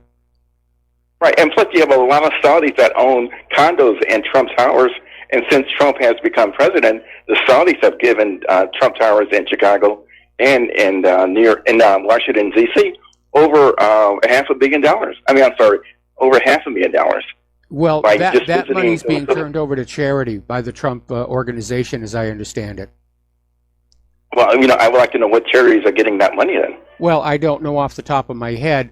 But because of the ban on emoluments, the foreigners who have places in the Trump properties, the money collected from them is being given to charity. Well, I would like to see the documents on that to find out what charities are getting that money. I'm not saying it's a bad thing, but I would just like to see the documents. Well, the point is, Trump Trump and the Trump organization are not keeping the money coming in from the Saudi Arabians. Hopefully. So, all right, I'm going to let you go on that note. You take care. All right, thanks an awful lot, Jim. And we're going to go to Joe in Tennessee. Aloha, Joe. Thank you for waiting patiently. We're probably going to have to take you through this next commercial break, but what is on your mind? Well, I totally agree with you on this killing of the Saudi journalist. I think that this is deep state. I'm watching TV, and there's all the neocons and the rhinos. They're all saying, "Well, we have to be tough." There's Pence and just now saying, "Oh, we got to get to the bottom of this." And there's Graham and there's Rubio, the whole cast of characters. And it's a win-win for the deep state. I mean, they don't like this guy that's over there running Saudi Arabia. It makes Trump look weak. It gives them what they want as far as weakening the Saudis. Joe, I'm going to have to put you on hold. Don't hang up the phone. We got to take a break for commercials, and we'll be right back. Aloha, America. Welcome back to our show here. We're talking with Joe in Tennessee, and we're still talking about the ramifications of the abduction and quite likely death of Khashoggi at the Saudi consulate in Istanbul. Anyway, Joe, just sort of pick up where you left off. Well, I mean, it's almost like I wish McCain was still alive just to watch him jumping up and down and giving the neocon spin on what to do here, because I'm sure he'd be parroting what Lindsey Graham's saying and Pence is saying and Rubio's saying. It's kind of another example of how these people don't realize how people that are red pill really can see their game now. Their game is blown. Just by, you can tell that this is a Bush CIA deep state operation just by the people that are on TV demanding that we do something, demanding that we punish the Saudis. That tells me that this guy that's in charge of Saudi Arabia, he's not the Bush's puppet that they had in there before, and they're trying to get rid of him, just like you said earlier. This is very transparent, and it surprises me that a lot of people... Back up here a little tiny bit here. There is absolutely no doubt that politicians in this country and probably around the world are trying to take advantage of this incident to push their own particular agenda. But that doesn't necessarily mean they're behind it. Again, we're talking about being inside the Saudi consulate in Istanbul, which is why I think we're looking at an internal attempt at a coup by the Saudi royal family. And I understand that the Saudi consul has resigned his position and left the country already. He's back in Riyadh. So I really do think the most likely suspect is going to be another member of the royal family who's behind this. But again, everybody's taking advantage of it to push whatever their agenda is. What is really reckless is that we are dependent on Saudi oil to a certain extent. We're certainly dependent on them sticking with the petrodollar deal. Saudi Arabia, if they get pushed to the edge, are capable of inflicting a world of hurt on the United States if the United States tries to inflict a world of hurt on them. Well, I don't think that's going to get to that far. I think Trump's smart enough, and I think Pompeo's smart enough. I have a lot of faith in Pompeo, but they do want that. They want to bring this guy down. There's no doubt about it. And I don't think it'll get, no matter what happens, I don't think it'll get that far, but it is an attempt on the Crown Prince, no doubt. And, he's got a lot of powerful enemies, those guys that he had locked up in the Ritz-Carlton there. And then you got the Bush family. I forgot that one guy that used to be, the Bushes considered him a member of their family. So there's definitely a huge deep state anti-Trump group, ex-CIA and Saudis that the new Crown Prince is going against. So this is them probably striking back, and we'll see where it all ends up. But to me, the most interesting thing is watching these neocons expose themselves again. And it's really, like I said, once you're red pilled, it's just so obvious. Yeah, but we can't be thinking about war against Saudi Arabia, but somebody probably is. Anyway, listen, Joe, got to let you go. Got to take a break for station identification. We have more callers waiting on the line, and we will be right back. And aloha, America. Welcome back to our show, hour number 3. The phone lines are open, 800-313-9443. And let's go to the phone lines, starting with Mark in Montana. Aloha, Mark. Welcome to the show. What's on your mind? Hi, Michael. How you doing? Doing good. Awesome. I'm the oil field guy that I called you last week, I believe, from West Texas. That's where I work, and then I go home to Montana. I want to talk about the censorship that's going on right now in the media, specifically Facebook. I was one of the guys that got purged. I had 2 accounts. I had a couple thousand followers. The first account was purged specifically because I posted a link to an Infowars.com article about the fraud that's going on in Texas, where they caught the Democrats registering dead people, and they talked to some of these people in the old folks' home. The old folks said they never were registered and all that. So I was purged for that for the first one. The second, and when I say purge, they deleted everything. I don't exist on that account anymore. The second one, which was kind of a personal account, I travel a lot, so I put up some cool videos of my travels in New York and some of the oil field stuff that I do, and they purged that one, and there was really they didn't give me a reason. It was just purged. It said for violations of terms of service. Nothing specific. They just proofed it. So I went back and created a new account, but I'm going to make it a lot smaller, and I guess I'll be a lot less politically active. I find this disgusting. Yes. I'm calling this the online crystal box, because or the digital crystal box, because that's what it is. I think they're going around and throwing rocks through their digital enemies' windows. There's a lawsuit now pending, and it's supposedly going to go in front of the Supreme Court. Yes. Concerning this, so we'll see what happens with that. I believe it was a class action. I found one site that said it was class action. I added my name to it. I'm probably going to get scammed with a bunch of crap now. I don't really want any money on my accounts back. I'm not even sure if that's possible for them to do. This is disgusting. I mean, it really is disgusting. I'm just shocked that they do. It's not like I'm real controversial. I mean, a lot of my political beliefs are. But it's not that I'm getting on there and I'm hurling insults at people or calling them foul names or insulting their mothers or father, anything like that. In fact, it's just the opposite. I catch a lot of flack like that in return. I just ignore it. But it's disgusting. I can't believe that in America, in this day and age, that the people are not up in arms, and especially the left. The left has always claimed to be the guardians of freedom and the minions and that stand up for freedom and freedom of speech and freedom of this, that, and the other, and they're the ones pushing it. So, absolutely, no question about it. They want freedom of speech for anybody who agrees with them, and everybody else should just sit down and shut up. We got that from Marx.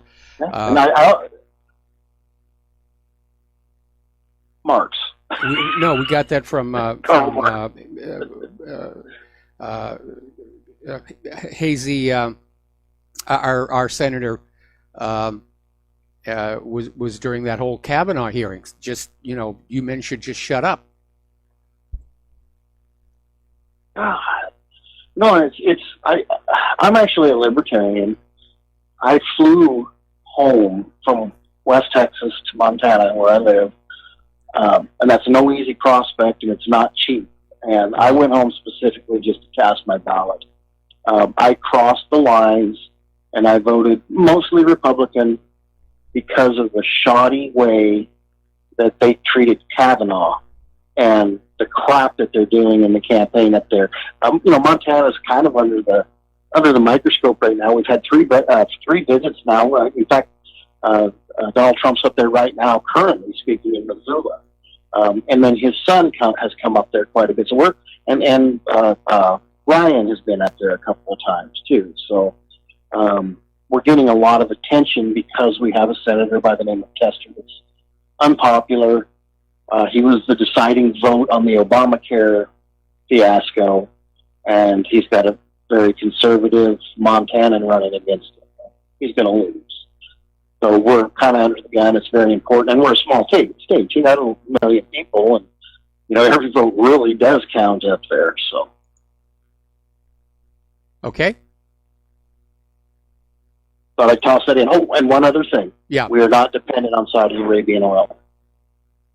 The fact of the matter is that the United States has been building up its oil production capacity to rival Saudi Arabia, but we're dependent in Saudi Arabian oil on one specific aspect, in that it is sold around the world for the U.S. dollar. And if this Khashoggi situation escalates, Saudi Arabia could simply say, we're going to drop the petrodollar deal and we're going to sell our oil for whatever currencies the purchasing nations want to use, whether it's the yuan or the ruble or whatever. And that would be a major body blow to our economy.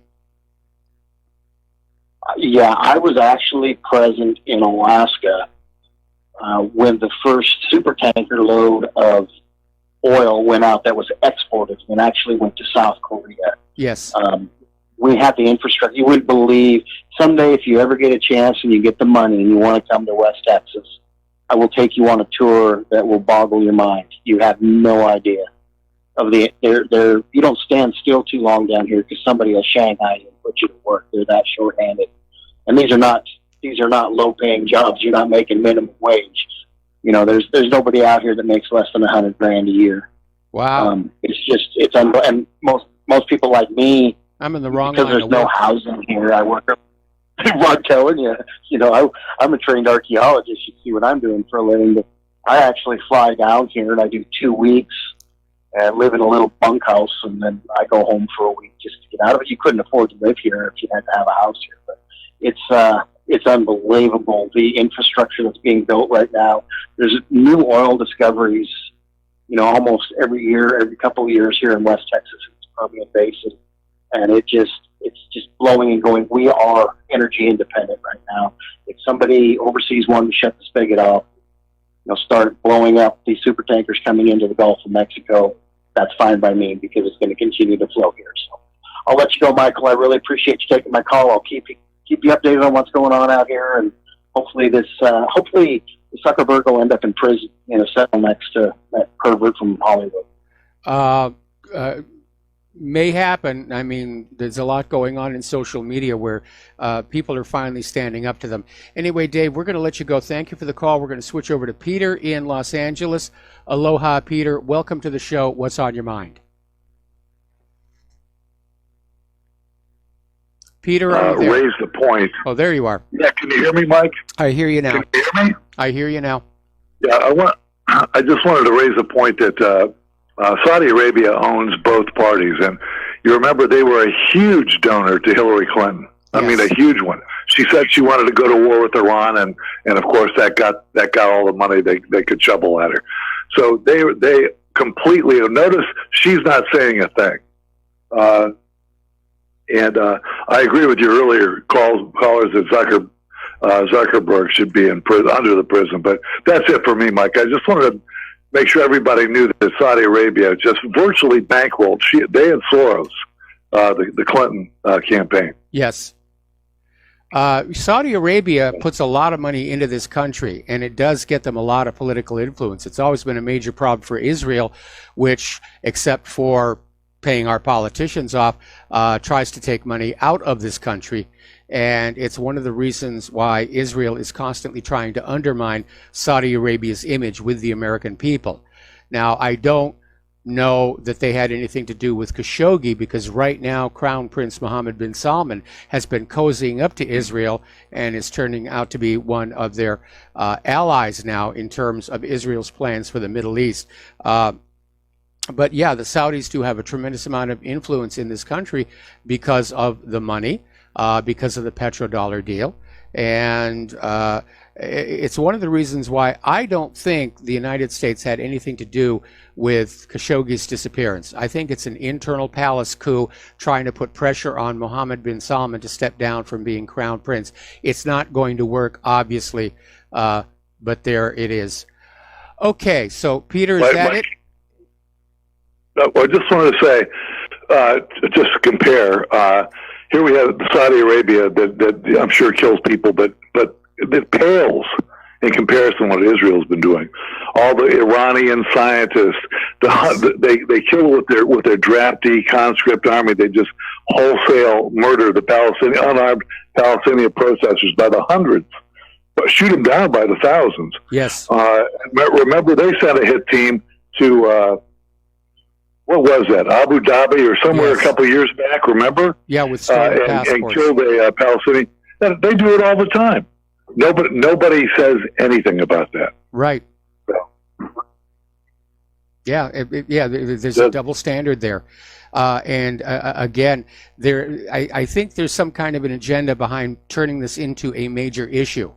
And it may be to disrupt that economic summit. I don't see the United States as being in a position yet to go to war against Saudi Arabia. I know they're on the list of to be invaded and regime change somewhere down the road, but it's premature at this point.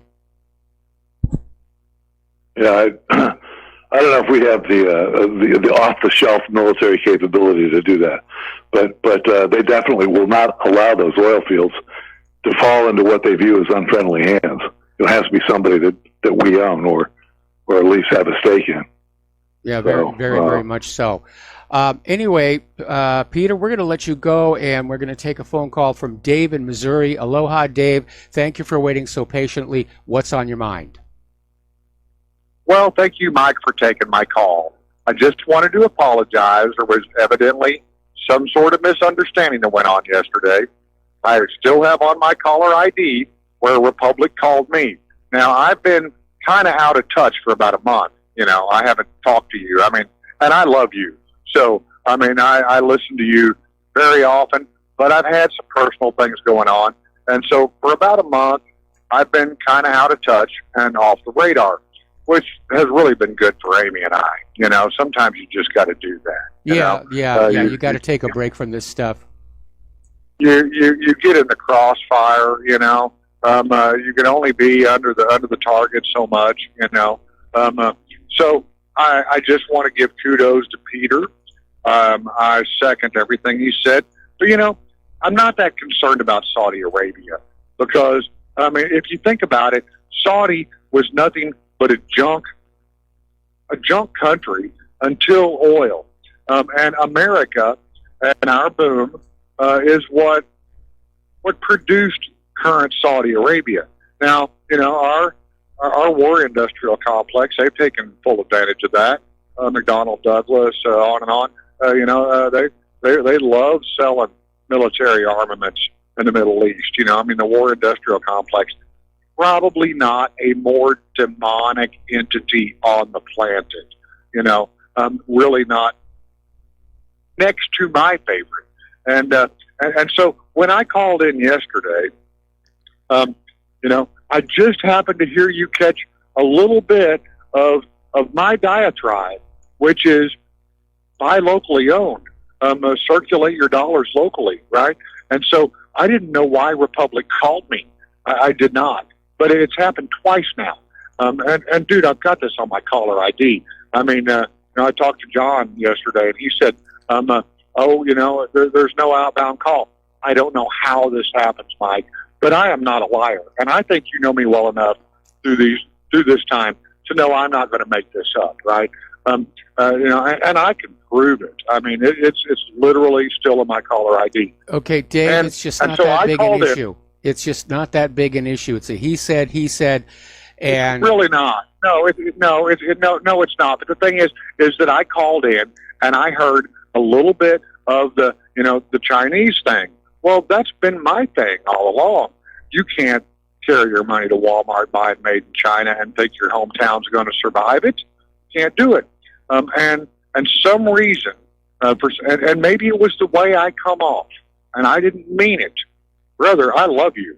I did not mean it if it come off that way to offend you in any way, because Amy and I love Claire and you, and I think you know that. And I would never do anything to offend your audience.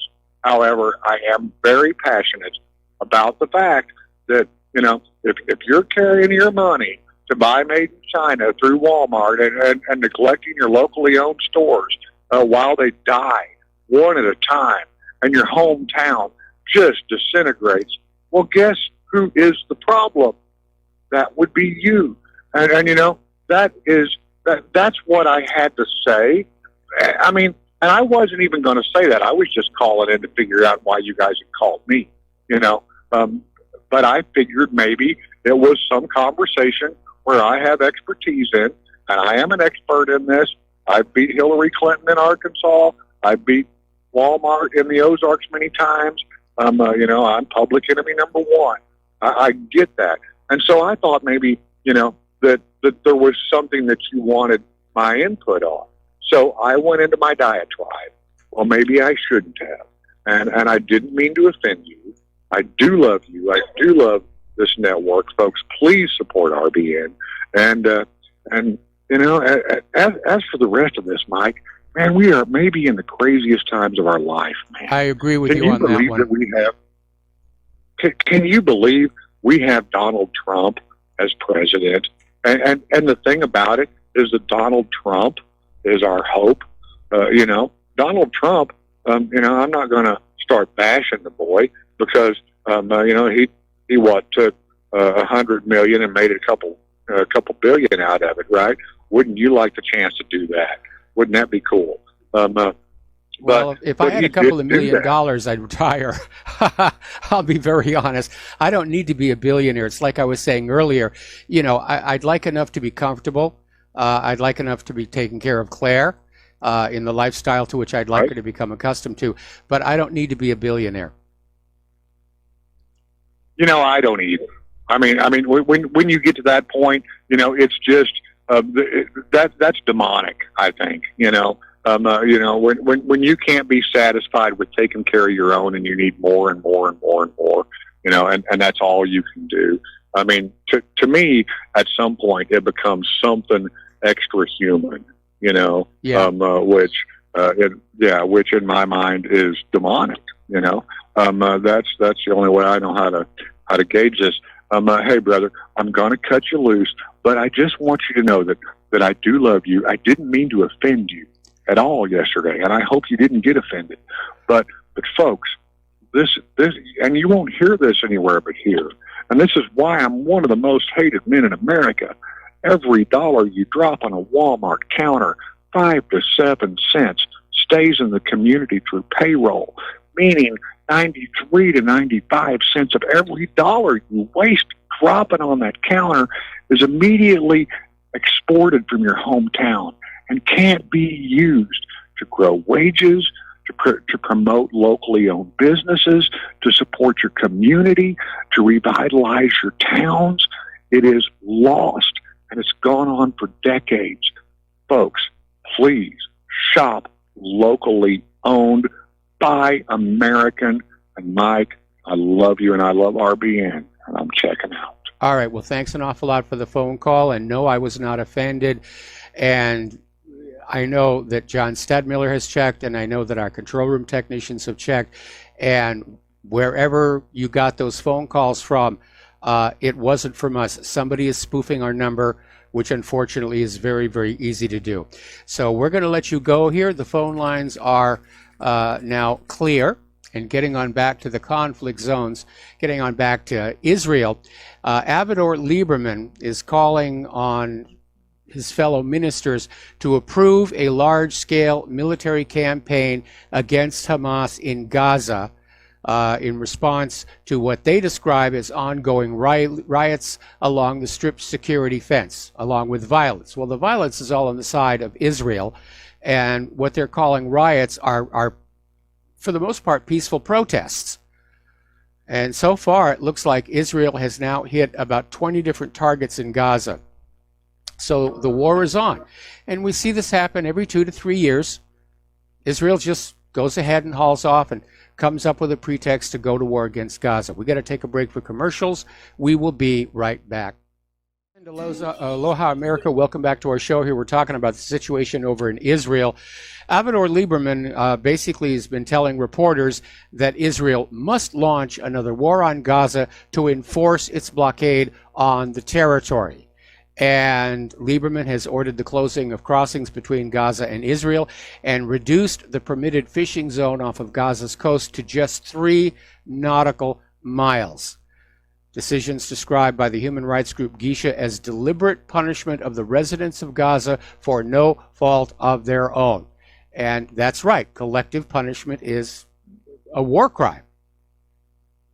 Now, up in Germany, there's been a big win for the boycott, divestment, and sanctions movement because the administrative court of the northwestern German city of Oldenburg ruled that the municipality's decision to cancel a 2016 BDS event had been unlawful. And the court determined that the city council had undermined the fundamental right of the applicant's freedom of assembly and freedom of speech.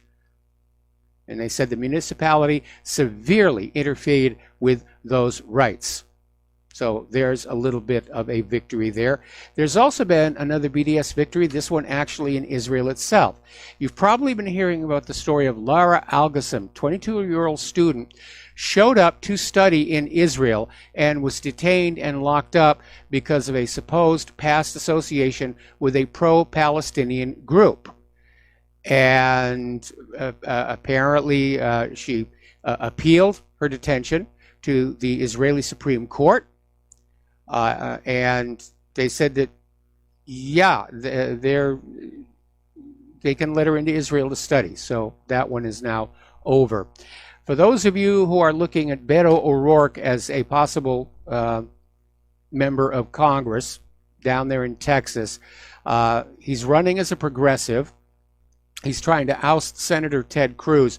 But apparently, when he was asked about his stance on Palestine and what's going on there, O'Rourke's campaign described him as a proud advocate of Israel. So it's another Israel firster, and we should not be allowing them into our Congress here. Colonel Larry Wilkerson is out there basically saying that unnecessary wars are hurting our readiness to fight existential wars. Well, from my point of view, all the wars the United States is currently engaged in are unnecessary. They're motivated by greed and the lust for power. None of these nations the United States is waging war on have in any way threatened the United States, other than economically by refusing to use the US dollar. But Wilkerson is pointing out to a fact. Our readiness to fight a major war is in decline. The stockpiles are drawn down. The older weapons are worn out. The new weapons coming on out are basically junk. And if we get into a real shooting war with Russia or China, we're going to be in serious, serious trouble. So let's talk about the economic news here.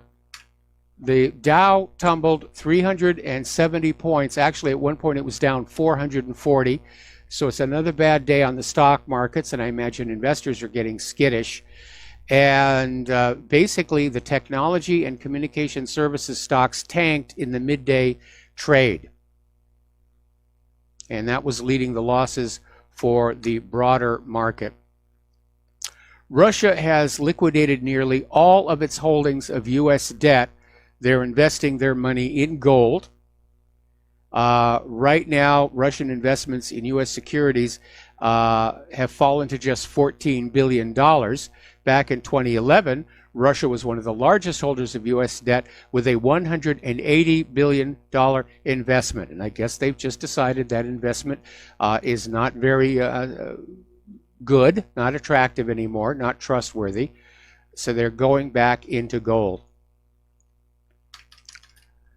Story coming out of AntoniusAquinas.com saying that savings, not tariffs, will make America great again. And it's always a good idea to have savings. First of all, to save for things so you don't have to buy them on credit, to have savings in case there's an emergency. Unfortunately, for the vast majority of the American people right now, they're barely making enough just to survive. That's where our economy has descended to. Americans are working harder. They're getting less for that. They don't have money left over for savings. Most Americans don't have savings.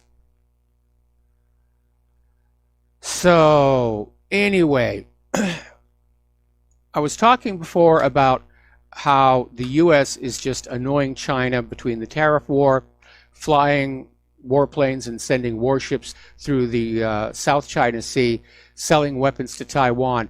And now we're getting a little bit of payback because China is saying they may start to ease up on sanctions against North Korea as the trade war is dragging on.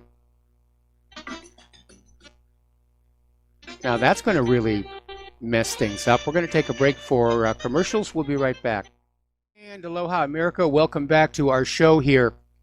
So we're talking about China, which is getting a little tired of the United States, is going to start easing up on sanctions against North Korea. Well, this means basically the sanctions are going to be bypassed. North Korea will simply conduct all the trade it needs to do with China and move into the Chinese sphere of influence. And that may mean, with closer relations with China, that the possible Chinese reaction to a U.S.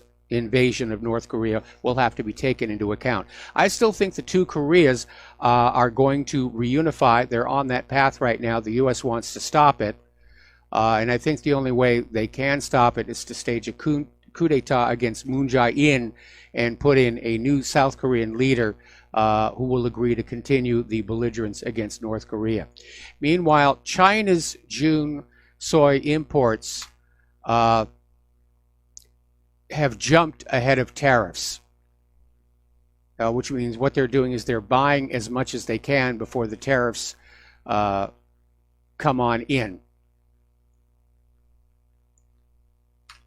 Okay. More and more countries are dumping U.S. treasuries.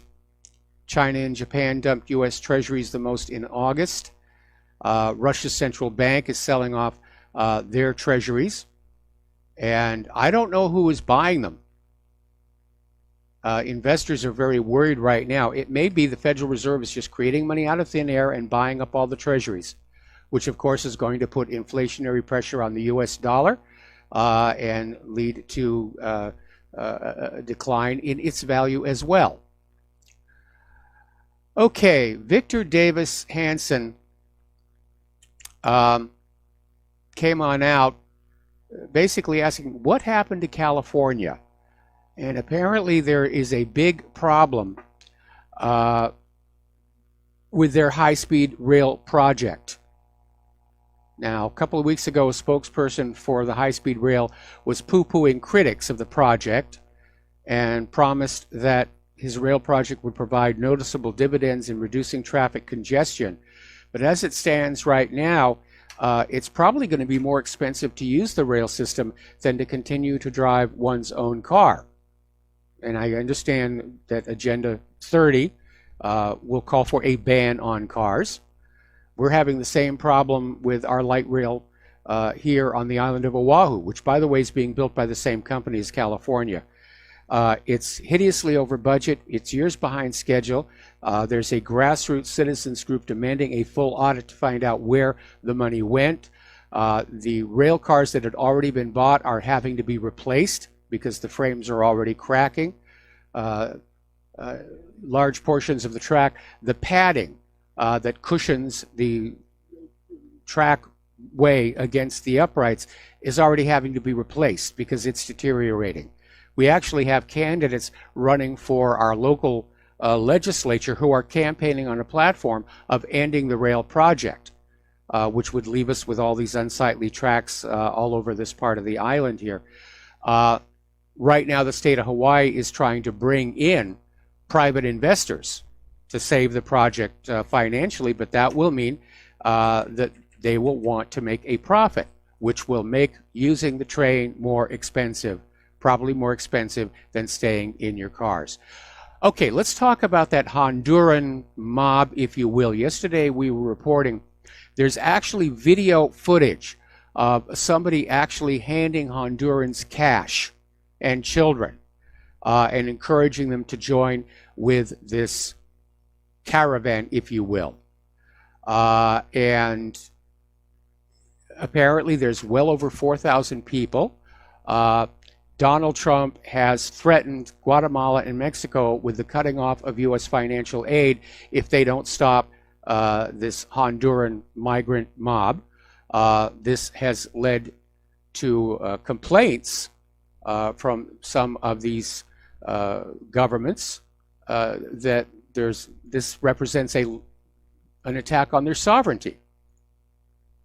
And let's see, I had that here. Nope. Anyway,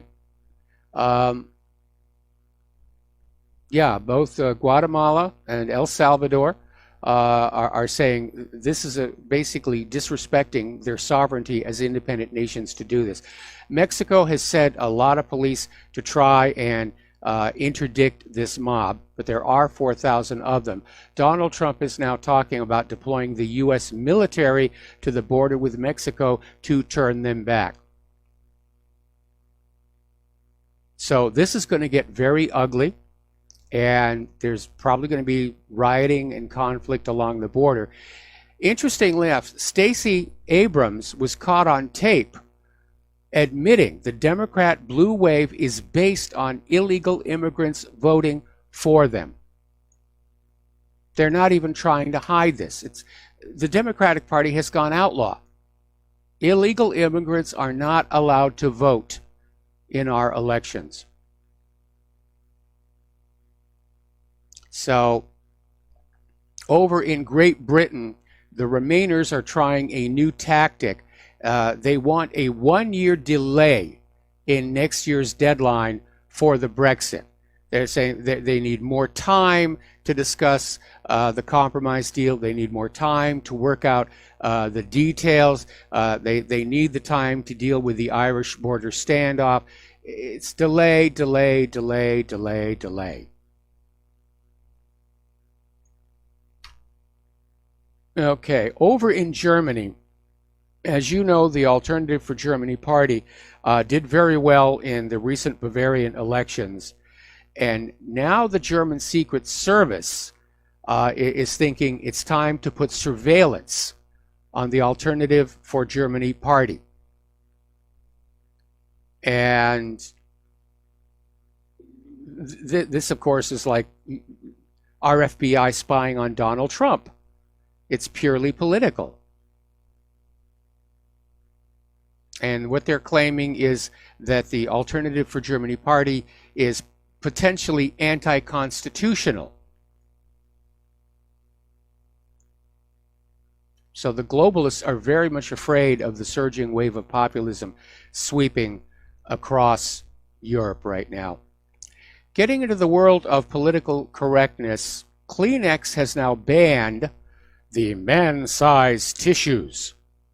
Now, they've been selling these for 60 years, and some liberal snowflake came on out and said that's sexist to call it man-size. So Kleenex is going to change the label to extra large. What a silly thing to get your knickers in a twist over here. Story coming on out from Investment Watch blog, basically reporting that a recent investigation by 538 and the Trace found that the Centers for Disease Control is publishing gun injury data that the CDC itself admits is unstable and potentially unreliable. This has not stopped the corporate mainstream media from basically grabbing what amounts to a piece of fake news and broadcasting it all over the airs as factual to push the gun grabber agenda. Now, other agencies and organizations and entities that track this data are showing gun violence is actually down in recent years, and only the CDC is reporting that it's increasing. So, more than a dozen public health researchers agree the CDC gun injury statistics are fake news.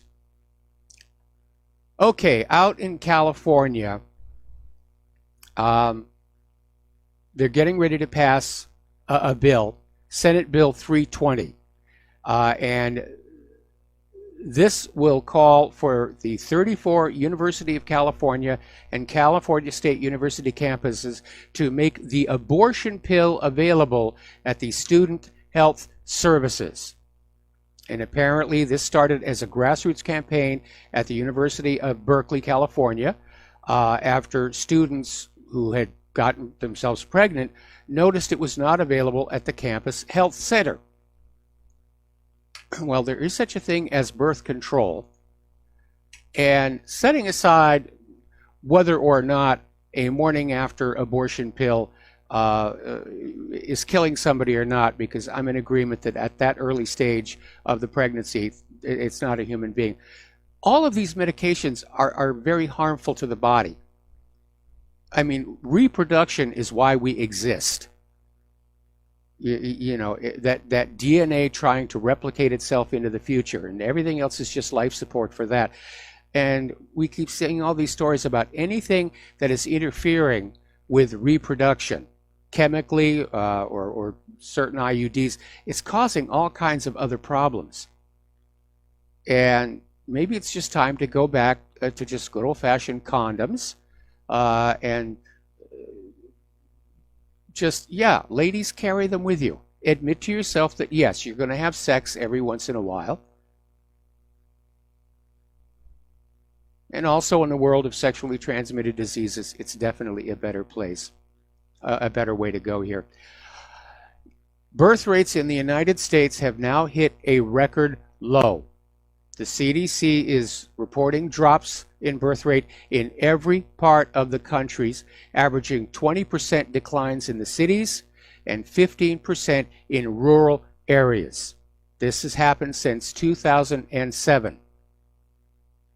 Now, the average age that women have their first child is climbing. It's now 24 years old. And according to Gretchen Livingston, who's a demographer at Pew Research, it's not clear why that dip hasn't started to level off now. Because normally when there's a decline in the birth rate that's driven, for example, like the economy, it will level off and stabilize, but it's still going down.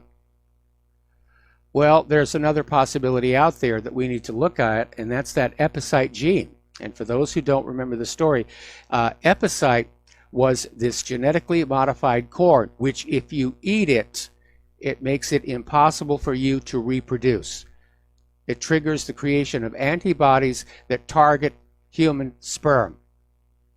And it was tested in open fields.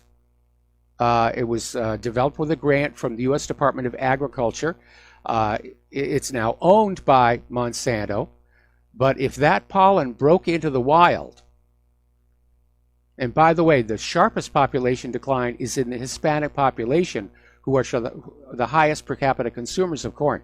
If that pollen broke into the wild, that is a potential extinction level event. Okay, over in Pittsburgh, Pennsylvania, at Seneca Valley High School District, they're facing a lawsuit from a former male student who was kicked out of school and investigated for sexual assault due to a series of false accusations made by female students. And the girls, who are dubbed the Mean Girls in the lawsuit, which is a reference to the 2004 Lindsay Lohan film, admitted on tape they made up the assault story simply because they didn't like the guy and they wanted to get him expelled. And obviously this male student had his life completely derailed. And actually had to have 6 months of probation on the accusation. So yes, women do lie about sexual assault. Just deal with it. We have been talking about our out-of-control police forces, and over in Connecticut, there was a police officer, Hartford police officer Stephen Barone, basically last August stopped a group of males suspected of trespassing on private property. But Barone was heard and caught on tape boasting that if he shot somebody, he would be paid overtime. And then he said that he was trigger happy. He's been fired, fortunately. Now, Ecuador apparently has started restoring internet and phone access to Julian Assange. It's under heavy restrictions. He's allowed to have visitors other than his legal team here. But apparently, Ecuador at one point tried to get Julian Assange to Russia. And they tried to do it by naming him as a political counselor to Ecuador's embassy in Moscow. But the British authorities vetoed his status, which would have left him vulnerable to arrest on the streets here. Facebook is in trouble again. We reported on this yesterday. where advertisers are suing Facebook for vastly inflating metrics for a year before it was publicly disclosed in 2016. And Facebook was simply overrepresenting how long people were looking at advertising videos by 900%. And the advertisers are saying that, yes, they spent a lot more money on Facebook ads than they should have had to, based on the flawed metrics. Apparently, Apple stores are under fire for overcharging for simple repairs. And again, Apple itself is once again dealing with this battery slowdown scandal, where Apple insists it's designed to maximize the life of the battery, but consumers are saying it's just Apple trying to encourage people to get the new Apple 10 or the Apple X, whichever we want to call it.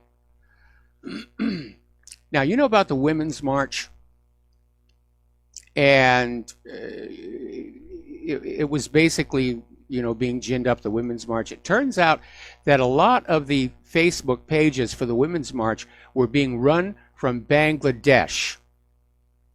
And there were 1,700 separate Facebook pages designed to look like they were run by the local Women's March organizers, and they were set up basically to sell T-shirts. Lots and lots of T-shirts. So somebody in Bangladesh was being very, very clever here. Now, despite the request from the FBI not to discuss the source of the Facebook hack, Facebook has gone public saying that it appears that it was done by spammers looking to get money through deceptive advertising rather than a foreign state. So we're going to take another break for commercials, back with the last segment of our program after these few words. And aloha America, welcome back to our show and our last segment of the program today on this Thursday. And we're starting to see a lot of these Silicon Valley giants go after each other. And one of the latest is that eBay has now sued Amazon.com, claiming that Amazon infiltrated eBay's internal email system in order to recruit high-value sellers. So basically, people will sell on either eBay or Amazon. eBay and Amazon obviously make money off of these sales. So basically, Amazon was poaching the high-volume, high-value sellers off of eBay. And according to the complaint filed in state court in San Jose, California, Amazon's illegal efforts appear to be part of a larger pattern of aggressive, unscrupulous conduct. Now, Amazon, through a spokeswoman, declined to comment. The company said it was investigating eBay's allegations, which came to light this month after eBay sent a cease and desist letter to Amazon. Now, eBay has accused Amazon of poaching sellers on its site around the world by infiltrating and using eBay's member-to-member email system. And the San Jose-based company says the alleged practice violates the terms of service. And it's just tacky to do. There's no question about that. Okay, remember that accident with the limousine that killed 20 people up in New York last weekend?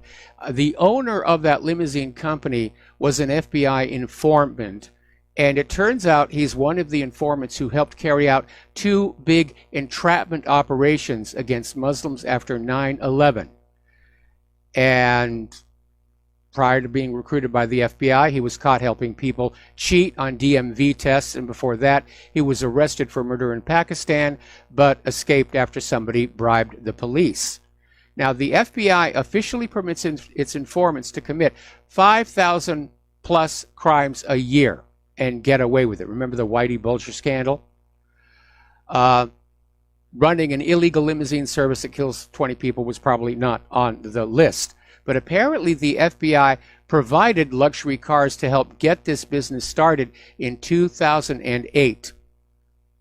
But going on back to the first part, this guy worked for the FBI as part of these entrapment operations, where the FBI will get somebody close to a Muslim who's not planning on doing anything, and they'll try and encourage them to commit an act of terror. They'll provide the explosives, provide the supplies, and just get the person, ready to go. Then the FBI swoops on in, makes the arrests. It gets headlines. Muslims are demonized. But it is entrapment. And then, of course, 6 months down the road, the judge will throw the case out because it is obviously a case of entrapment. But the propaganda goal has been accomplished. They made the Muslims look bad in the media. And I guess the Muslims who go along with the FBI on these things get treated rather well. So, anyway. Apparently, along with everything else those poor people in Yemen are having to deal with, they've been hit by massive flooding from tropical cyclone Luban, which made landfall between Mukalla and Al Gadanir. And there should be some music there. There it is. Okay. So we're at the end of our show now. Please stay tuned for John Studmiller. I'm sure he's got lots of interesting things to share with you. Take what you learn here, share it with everyone you know.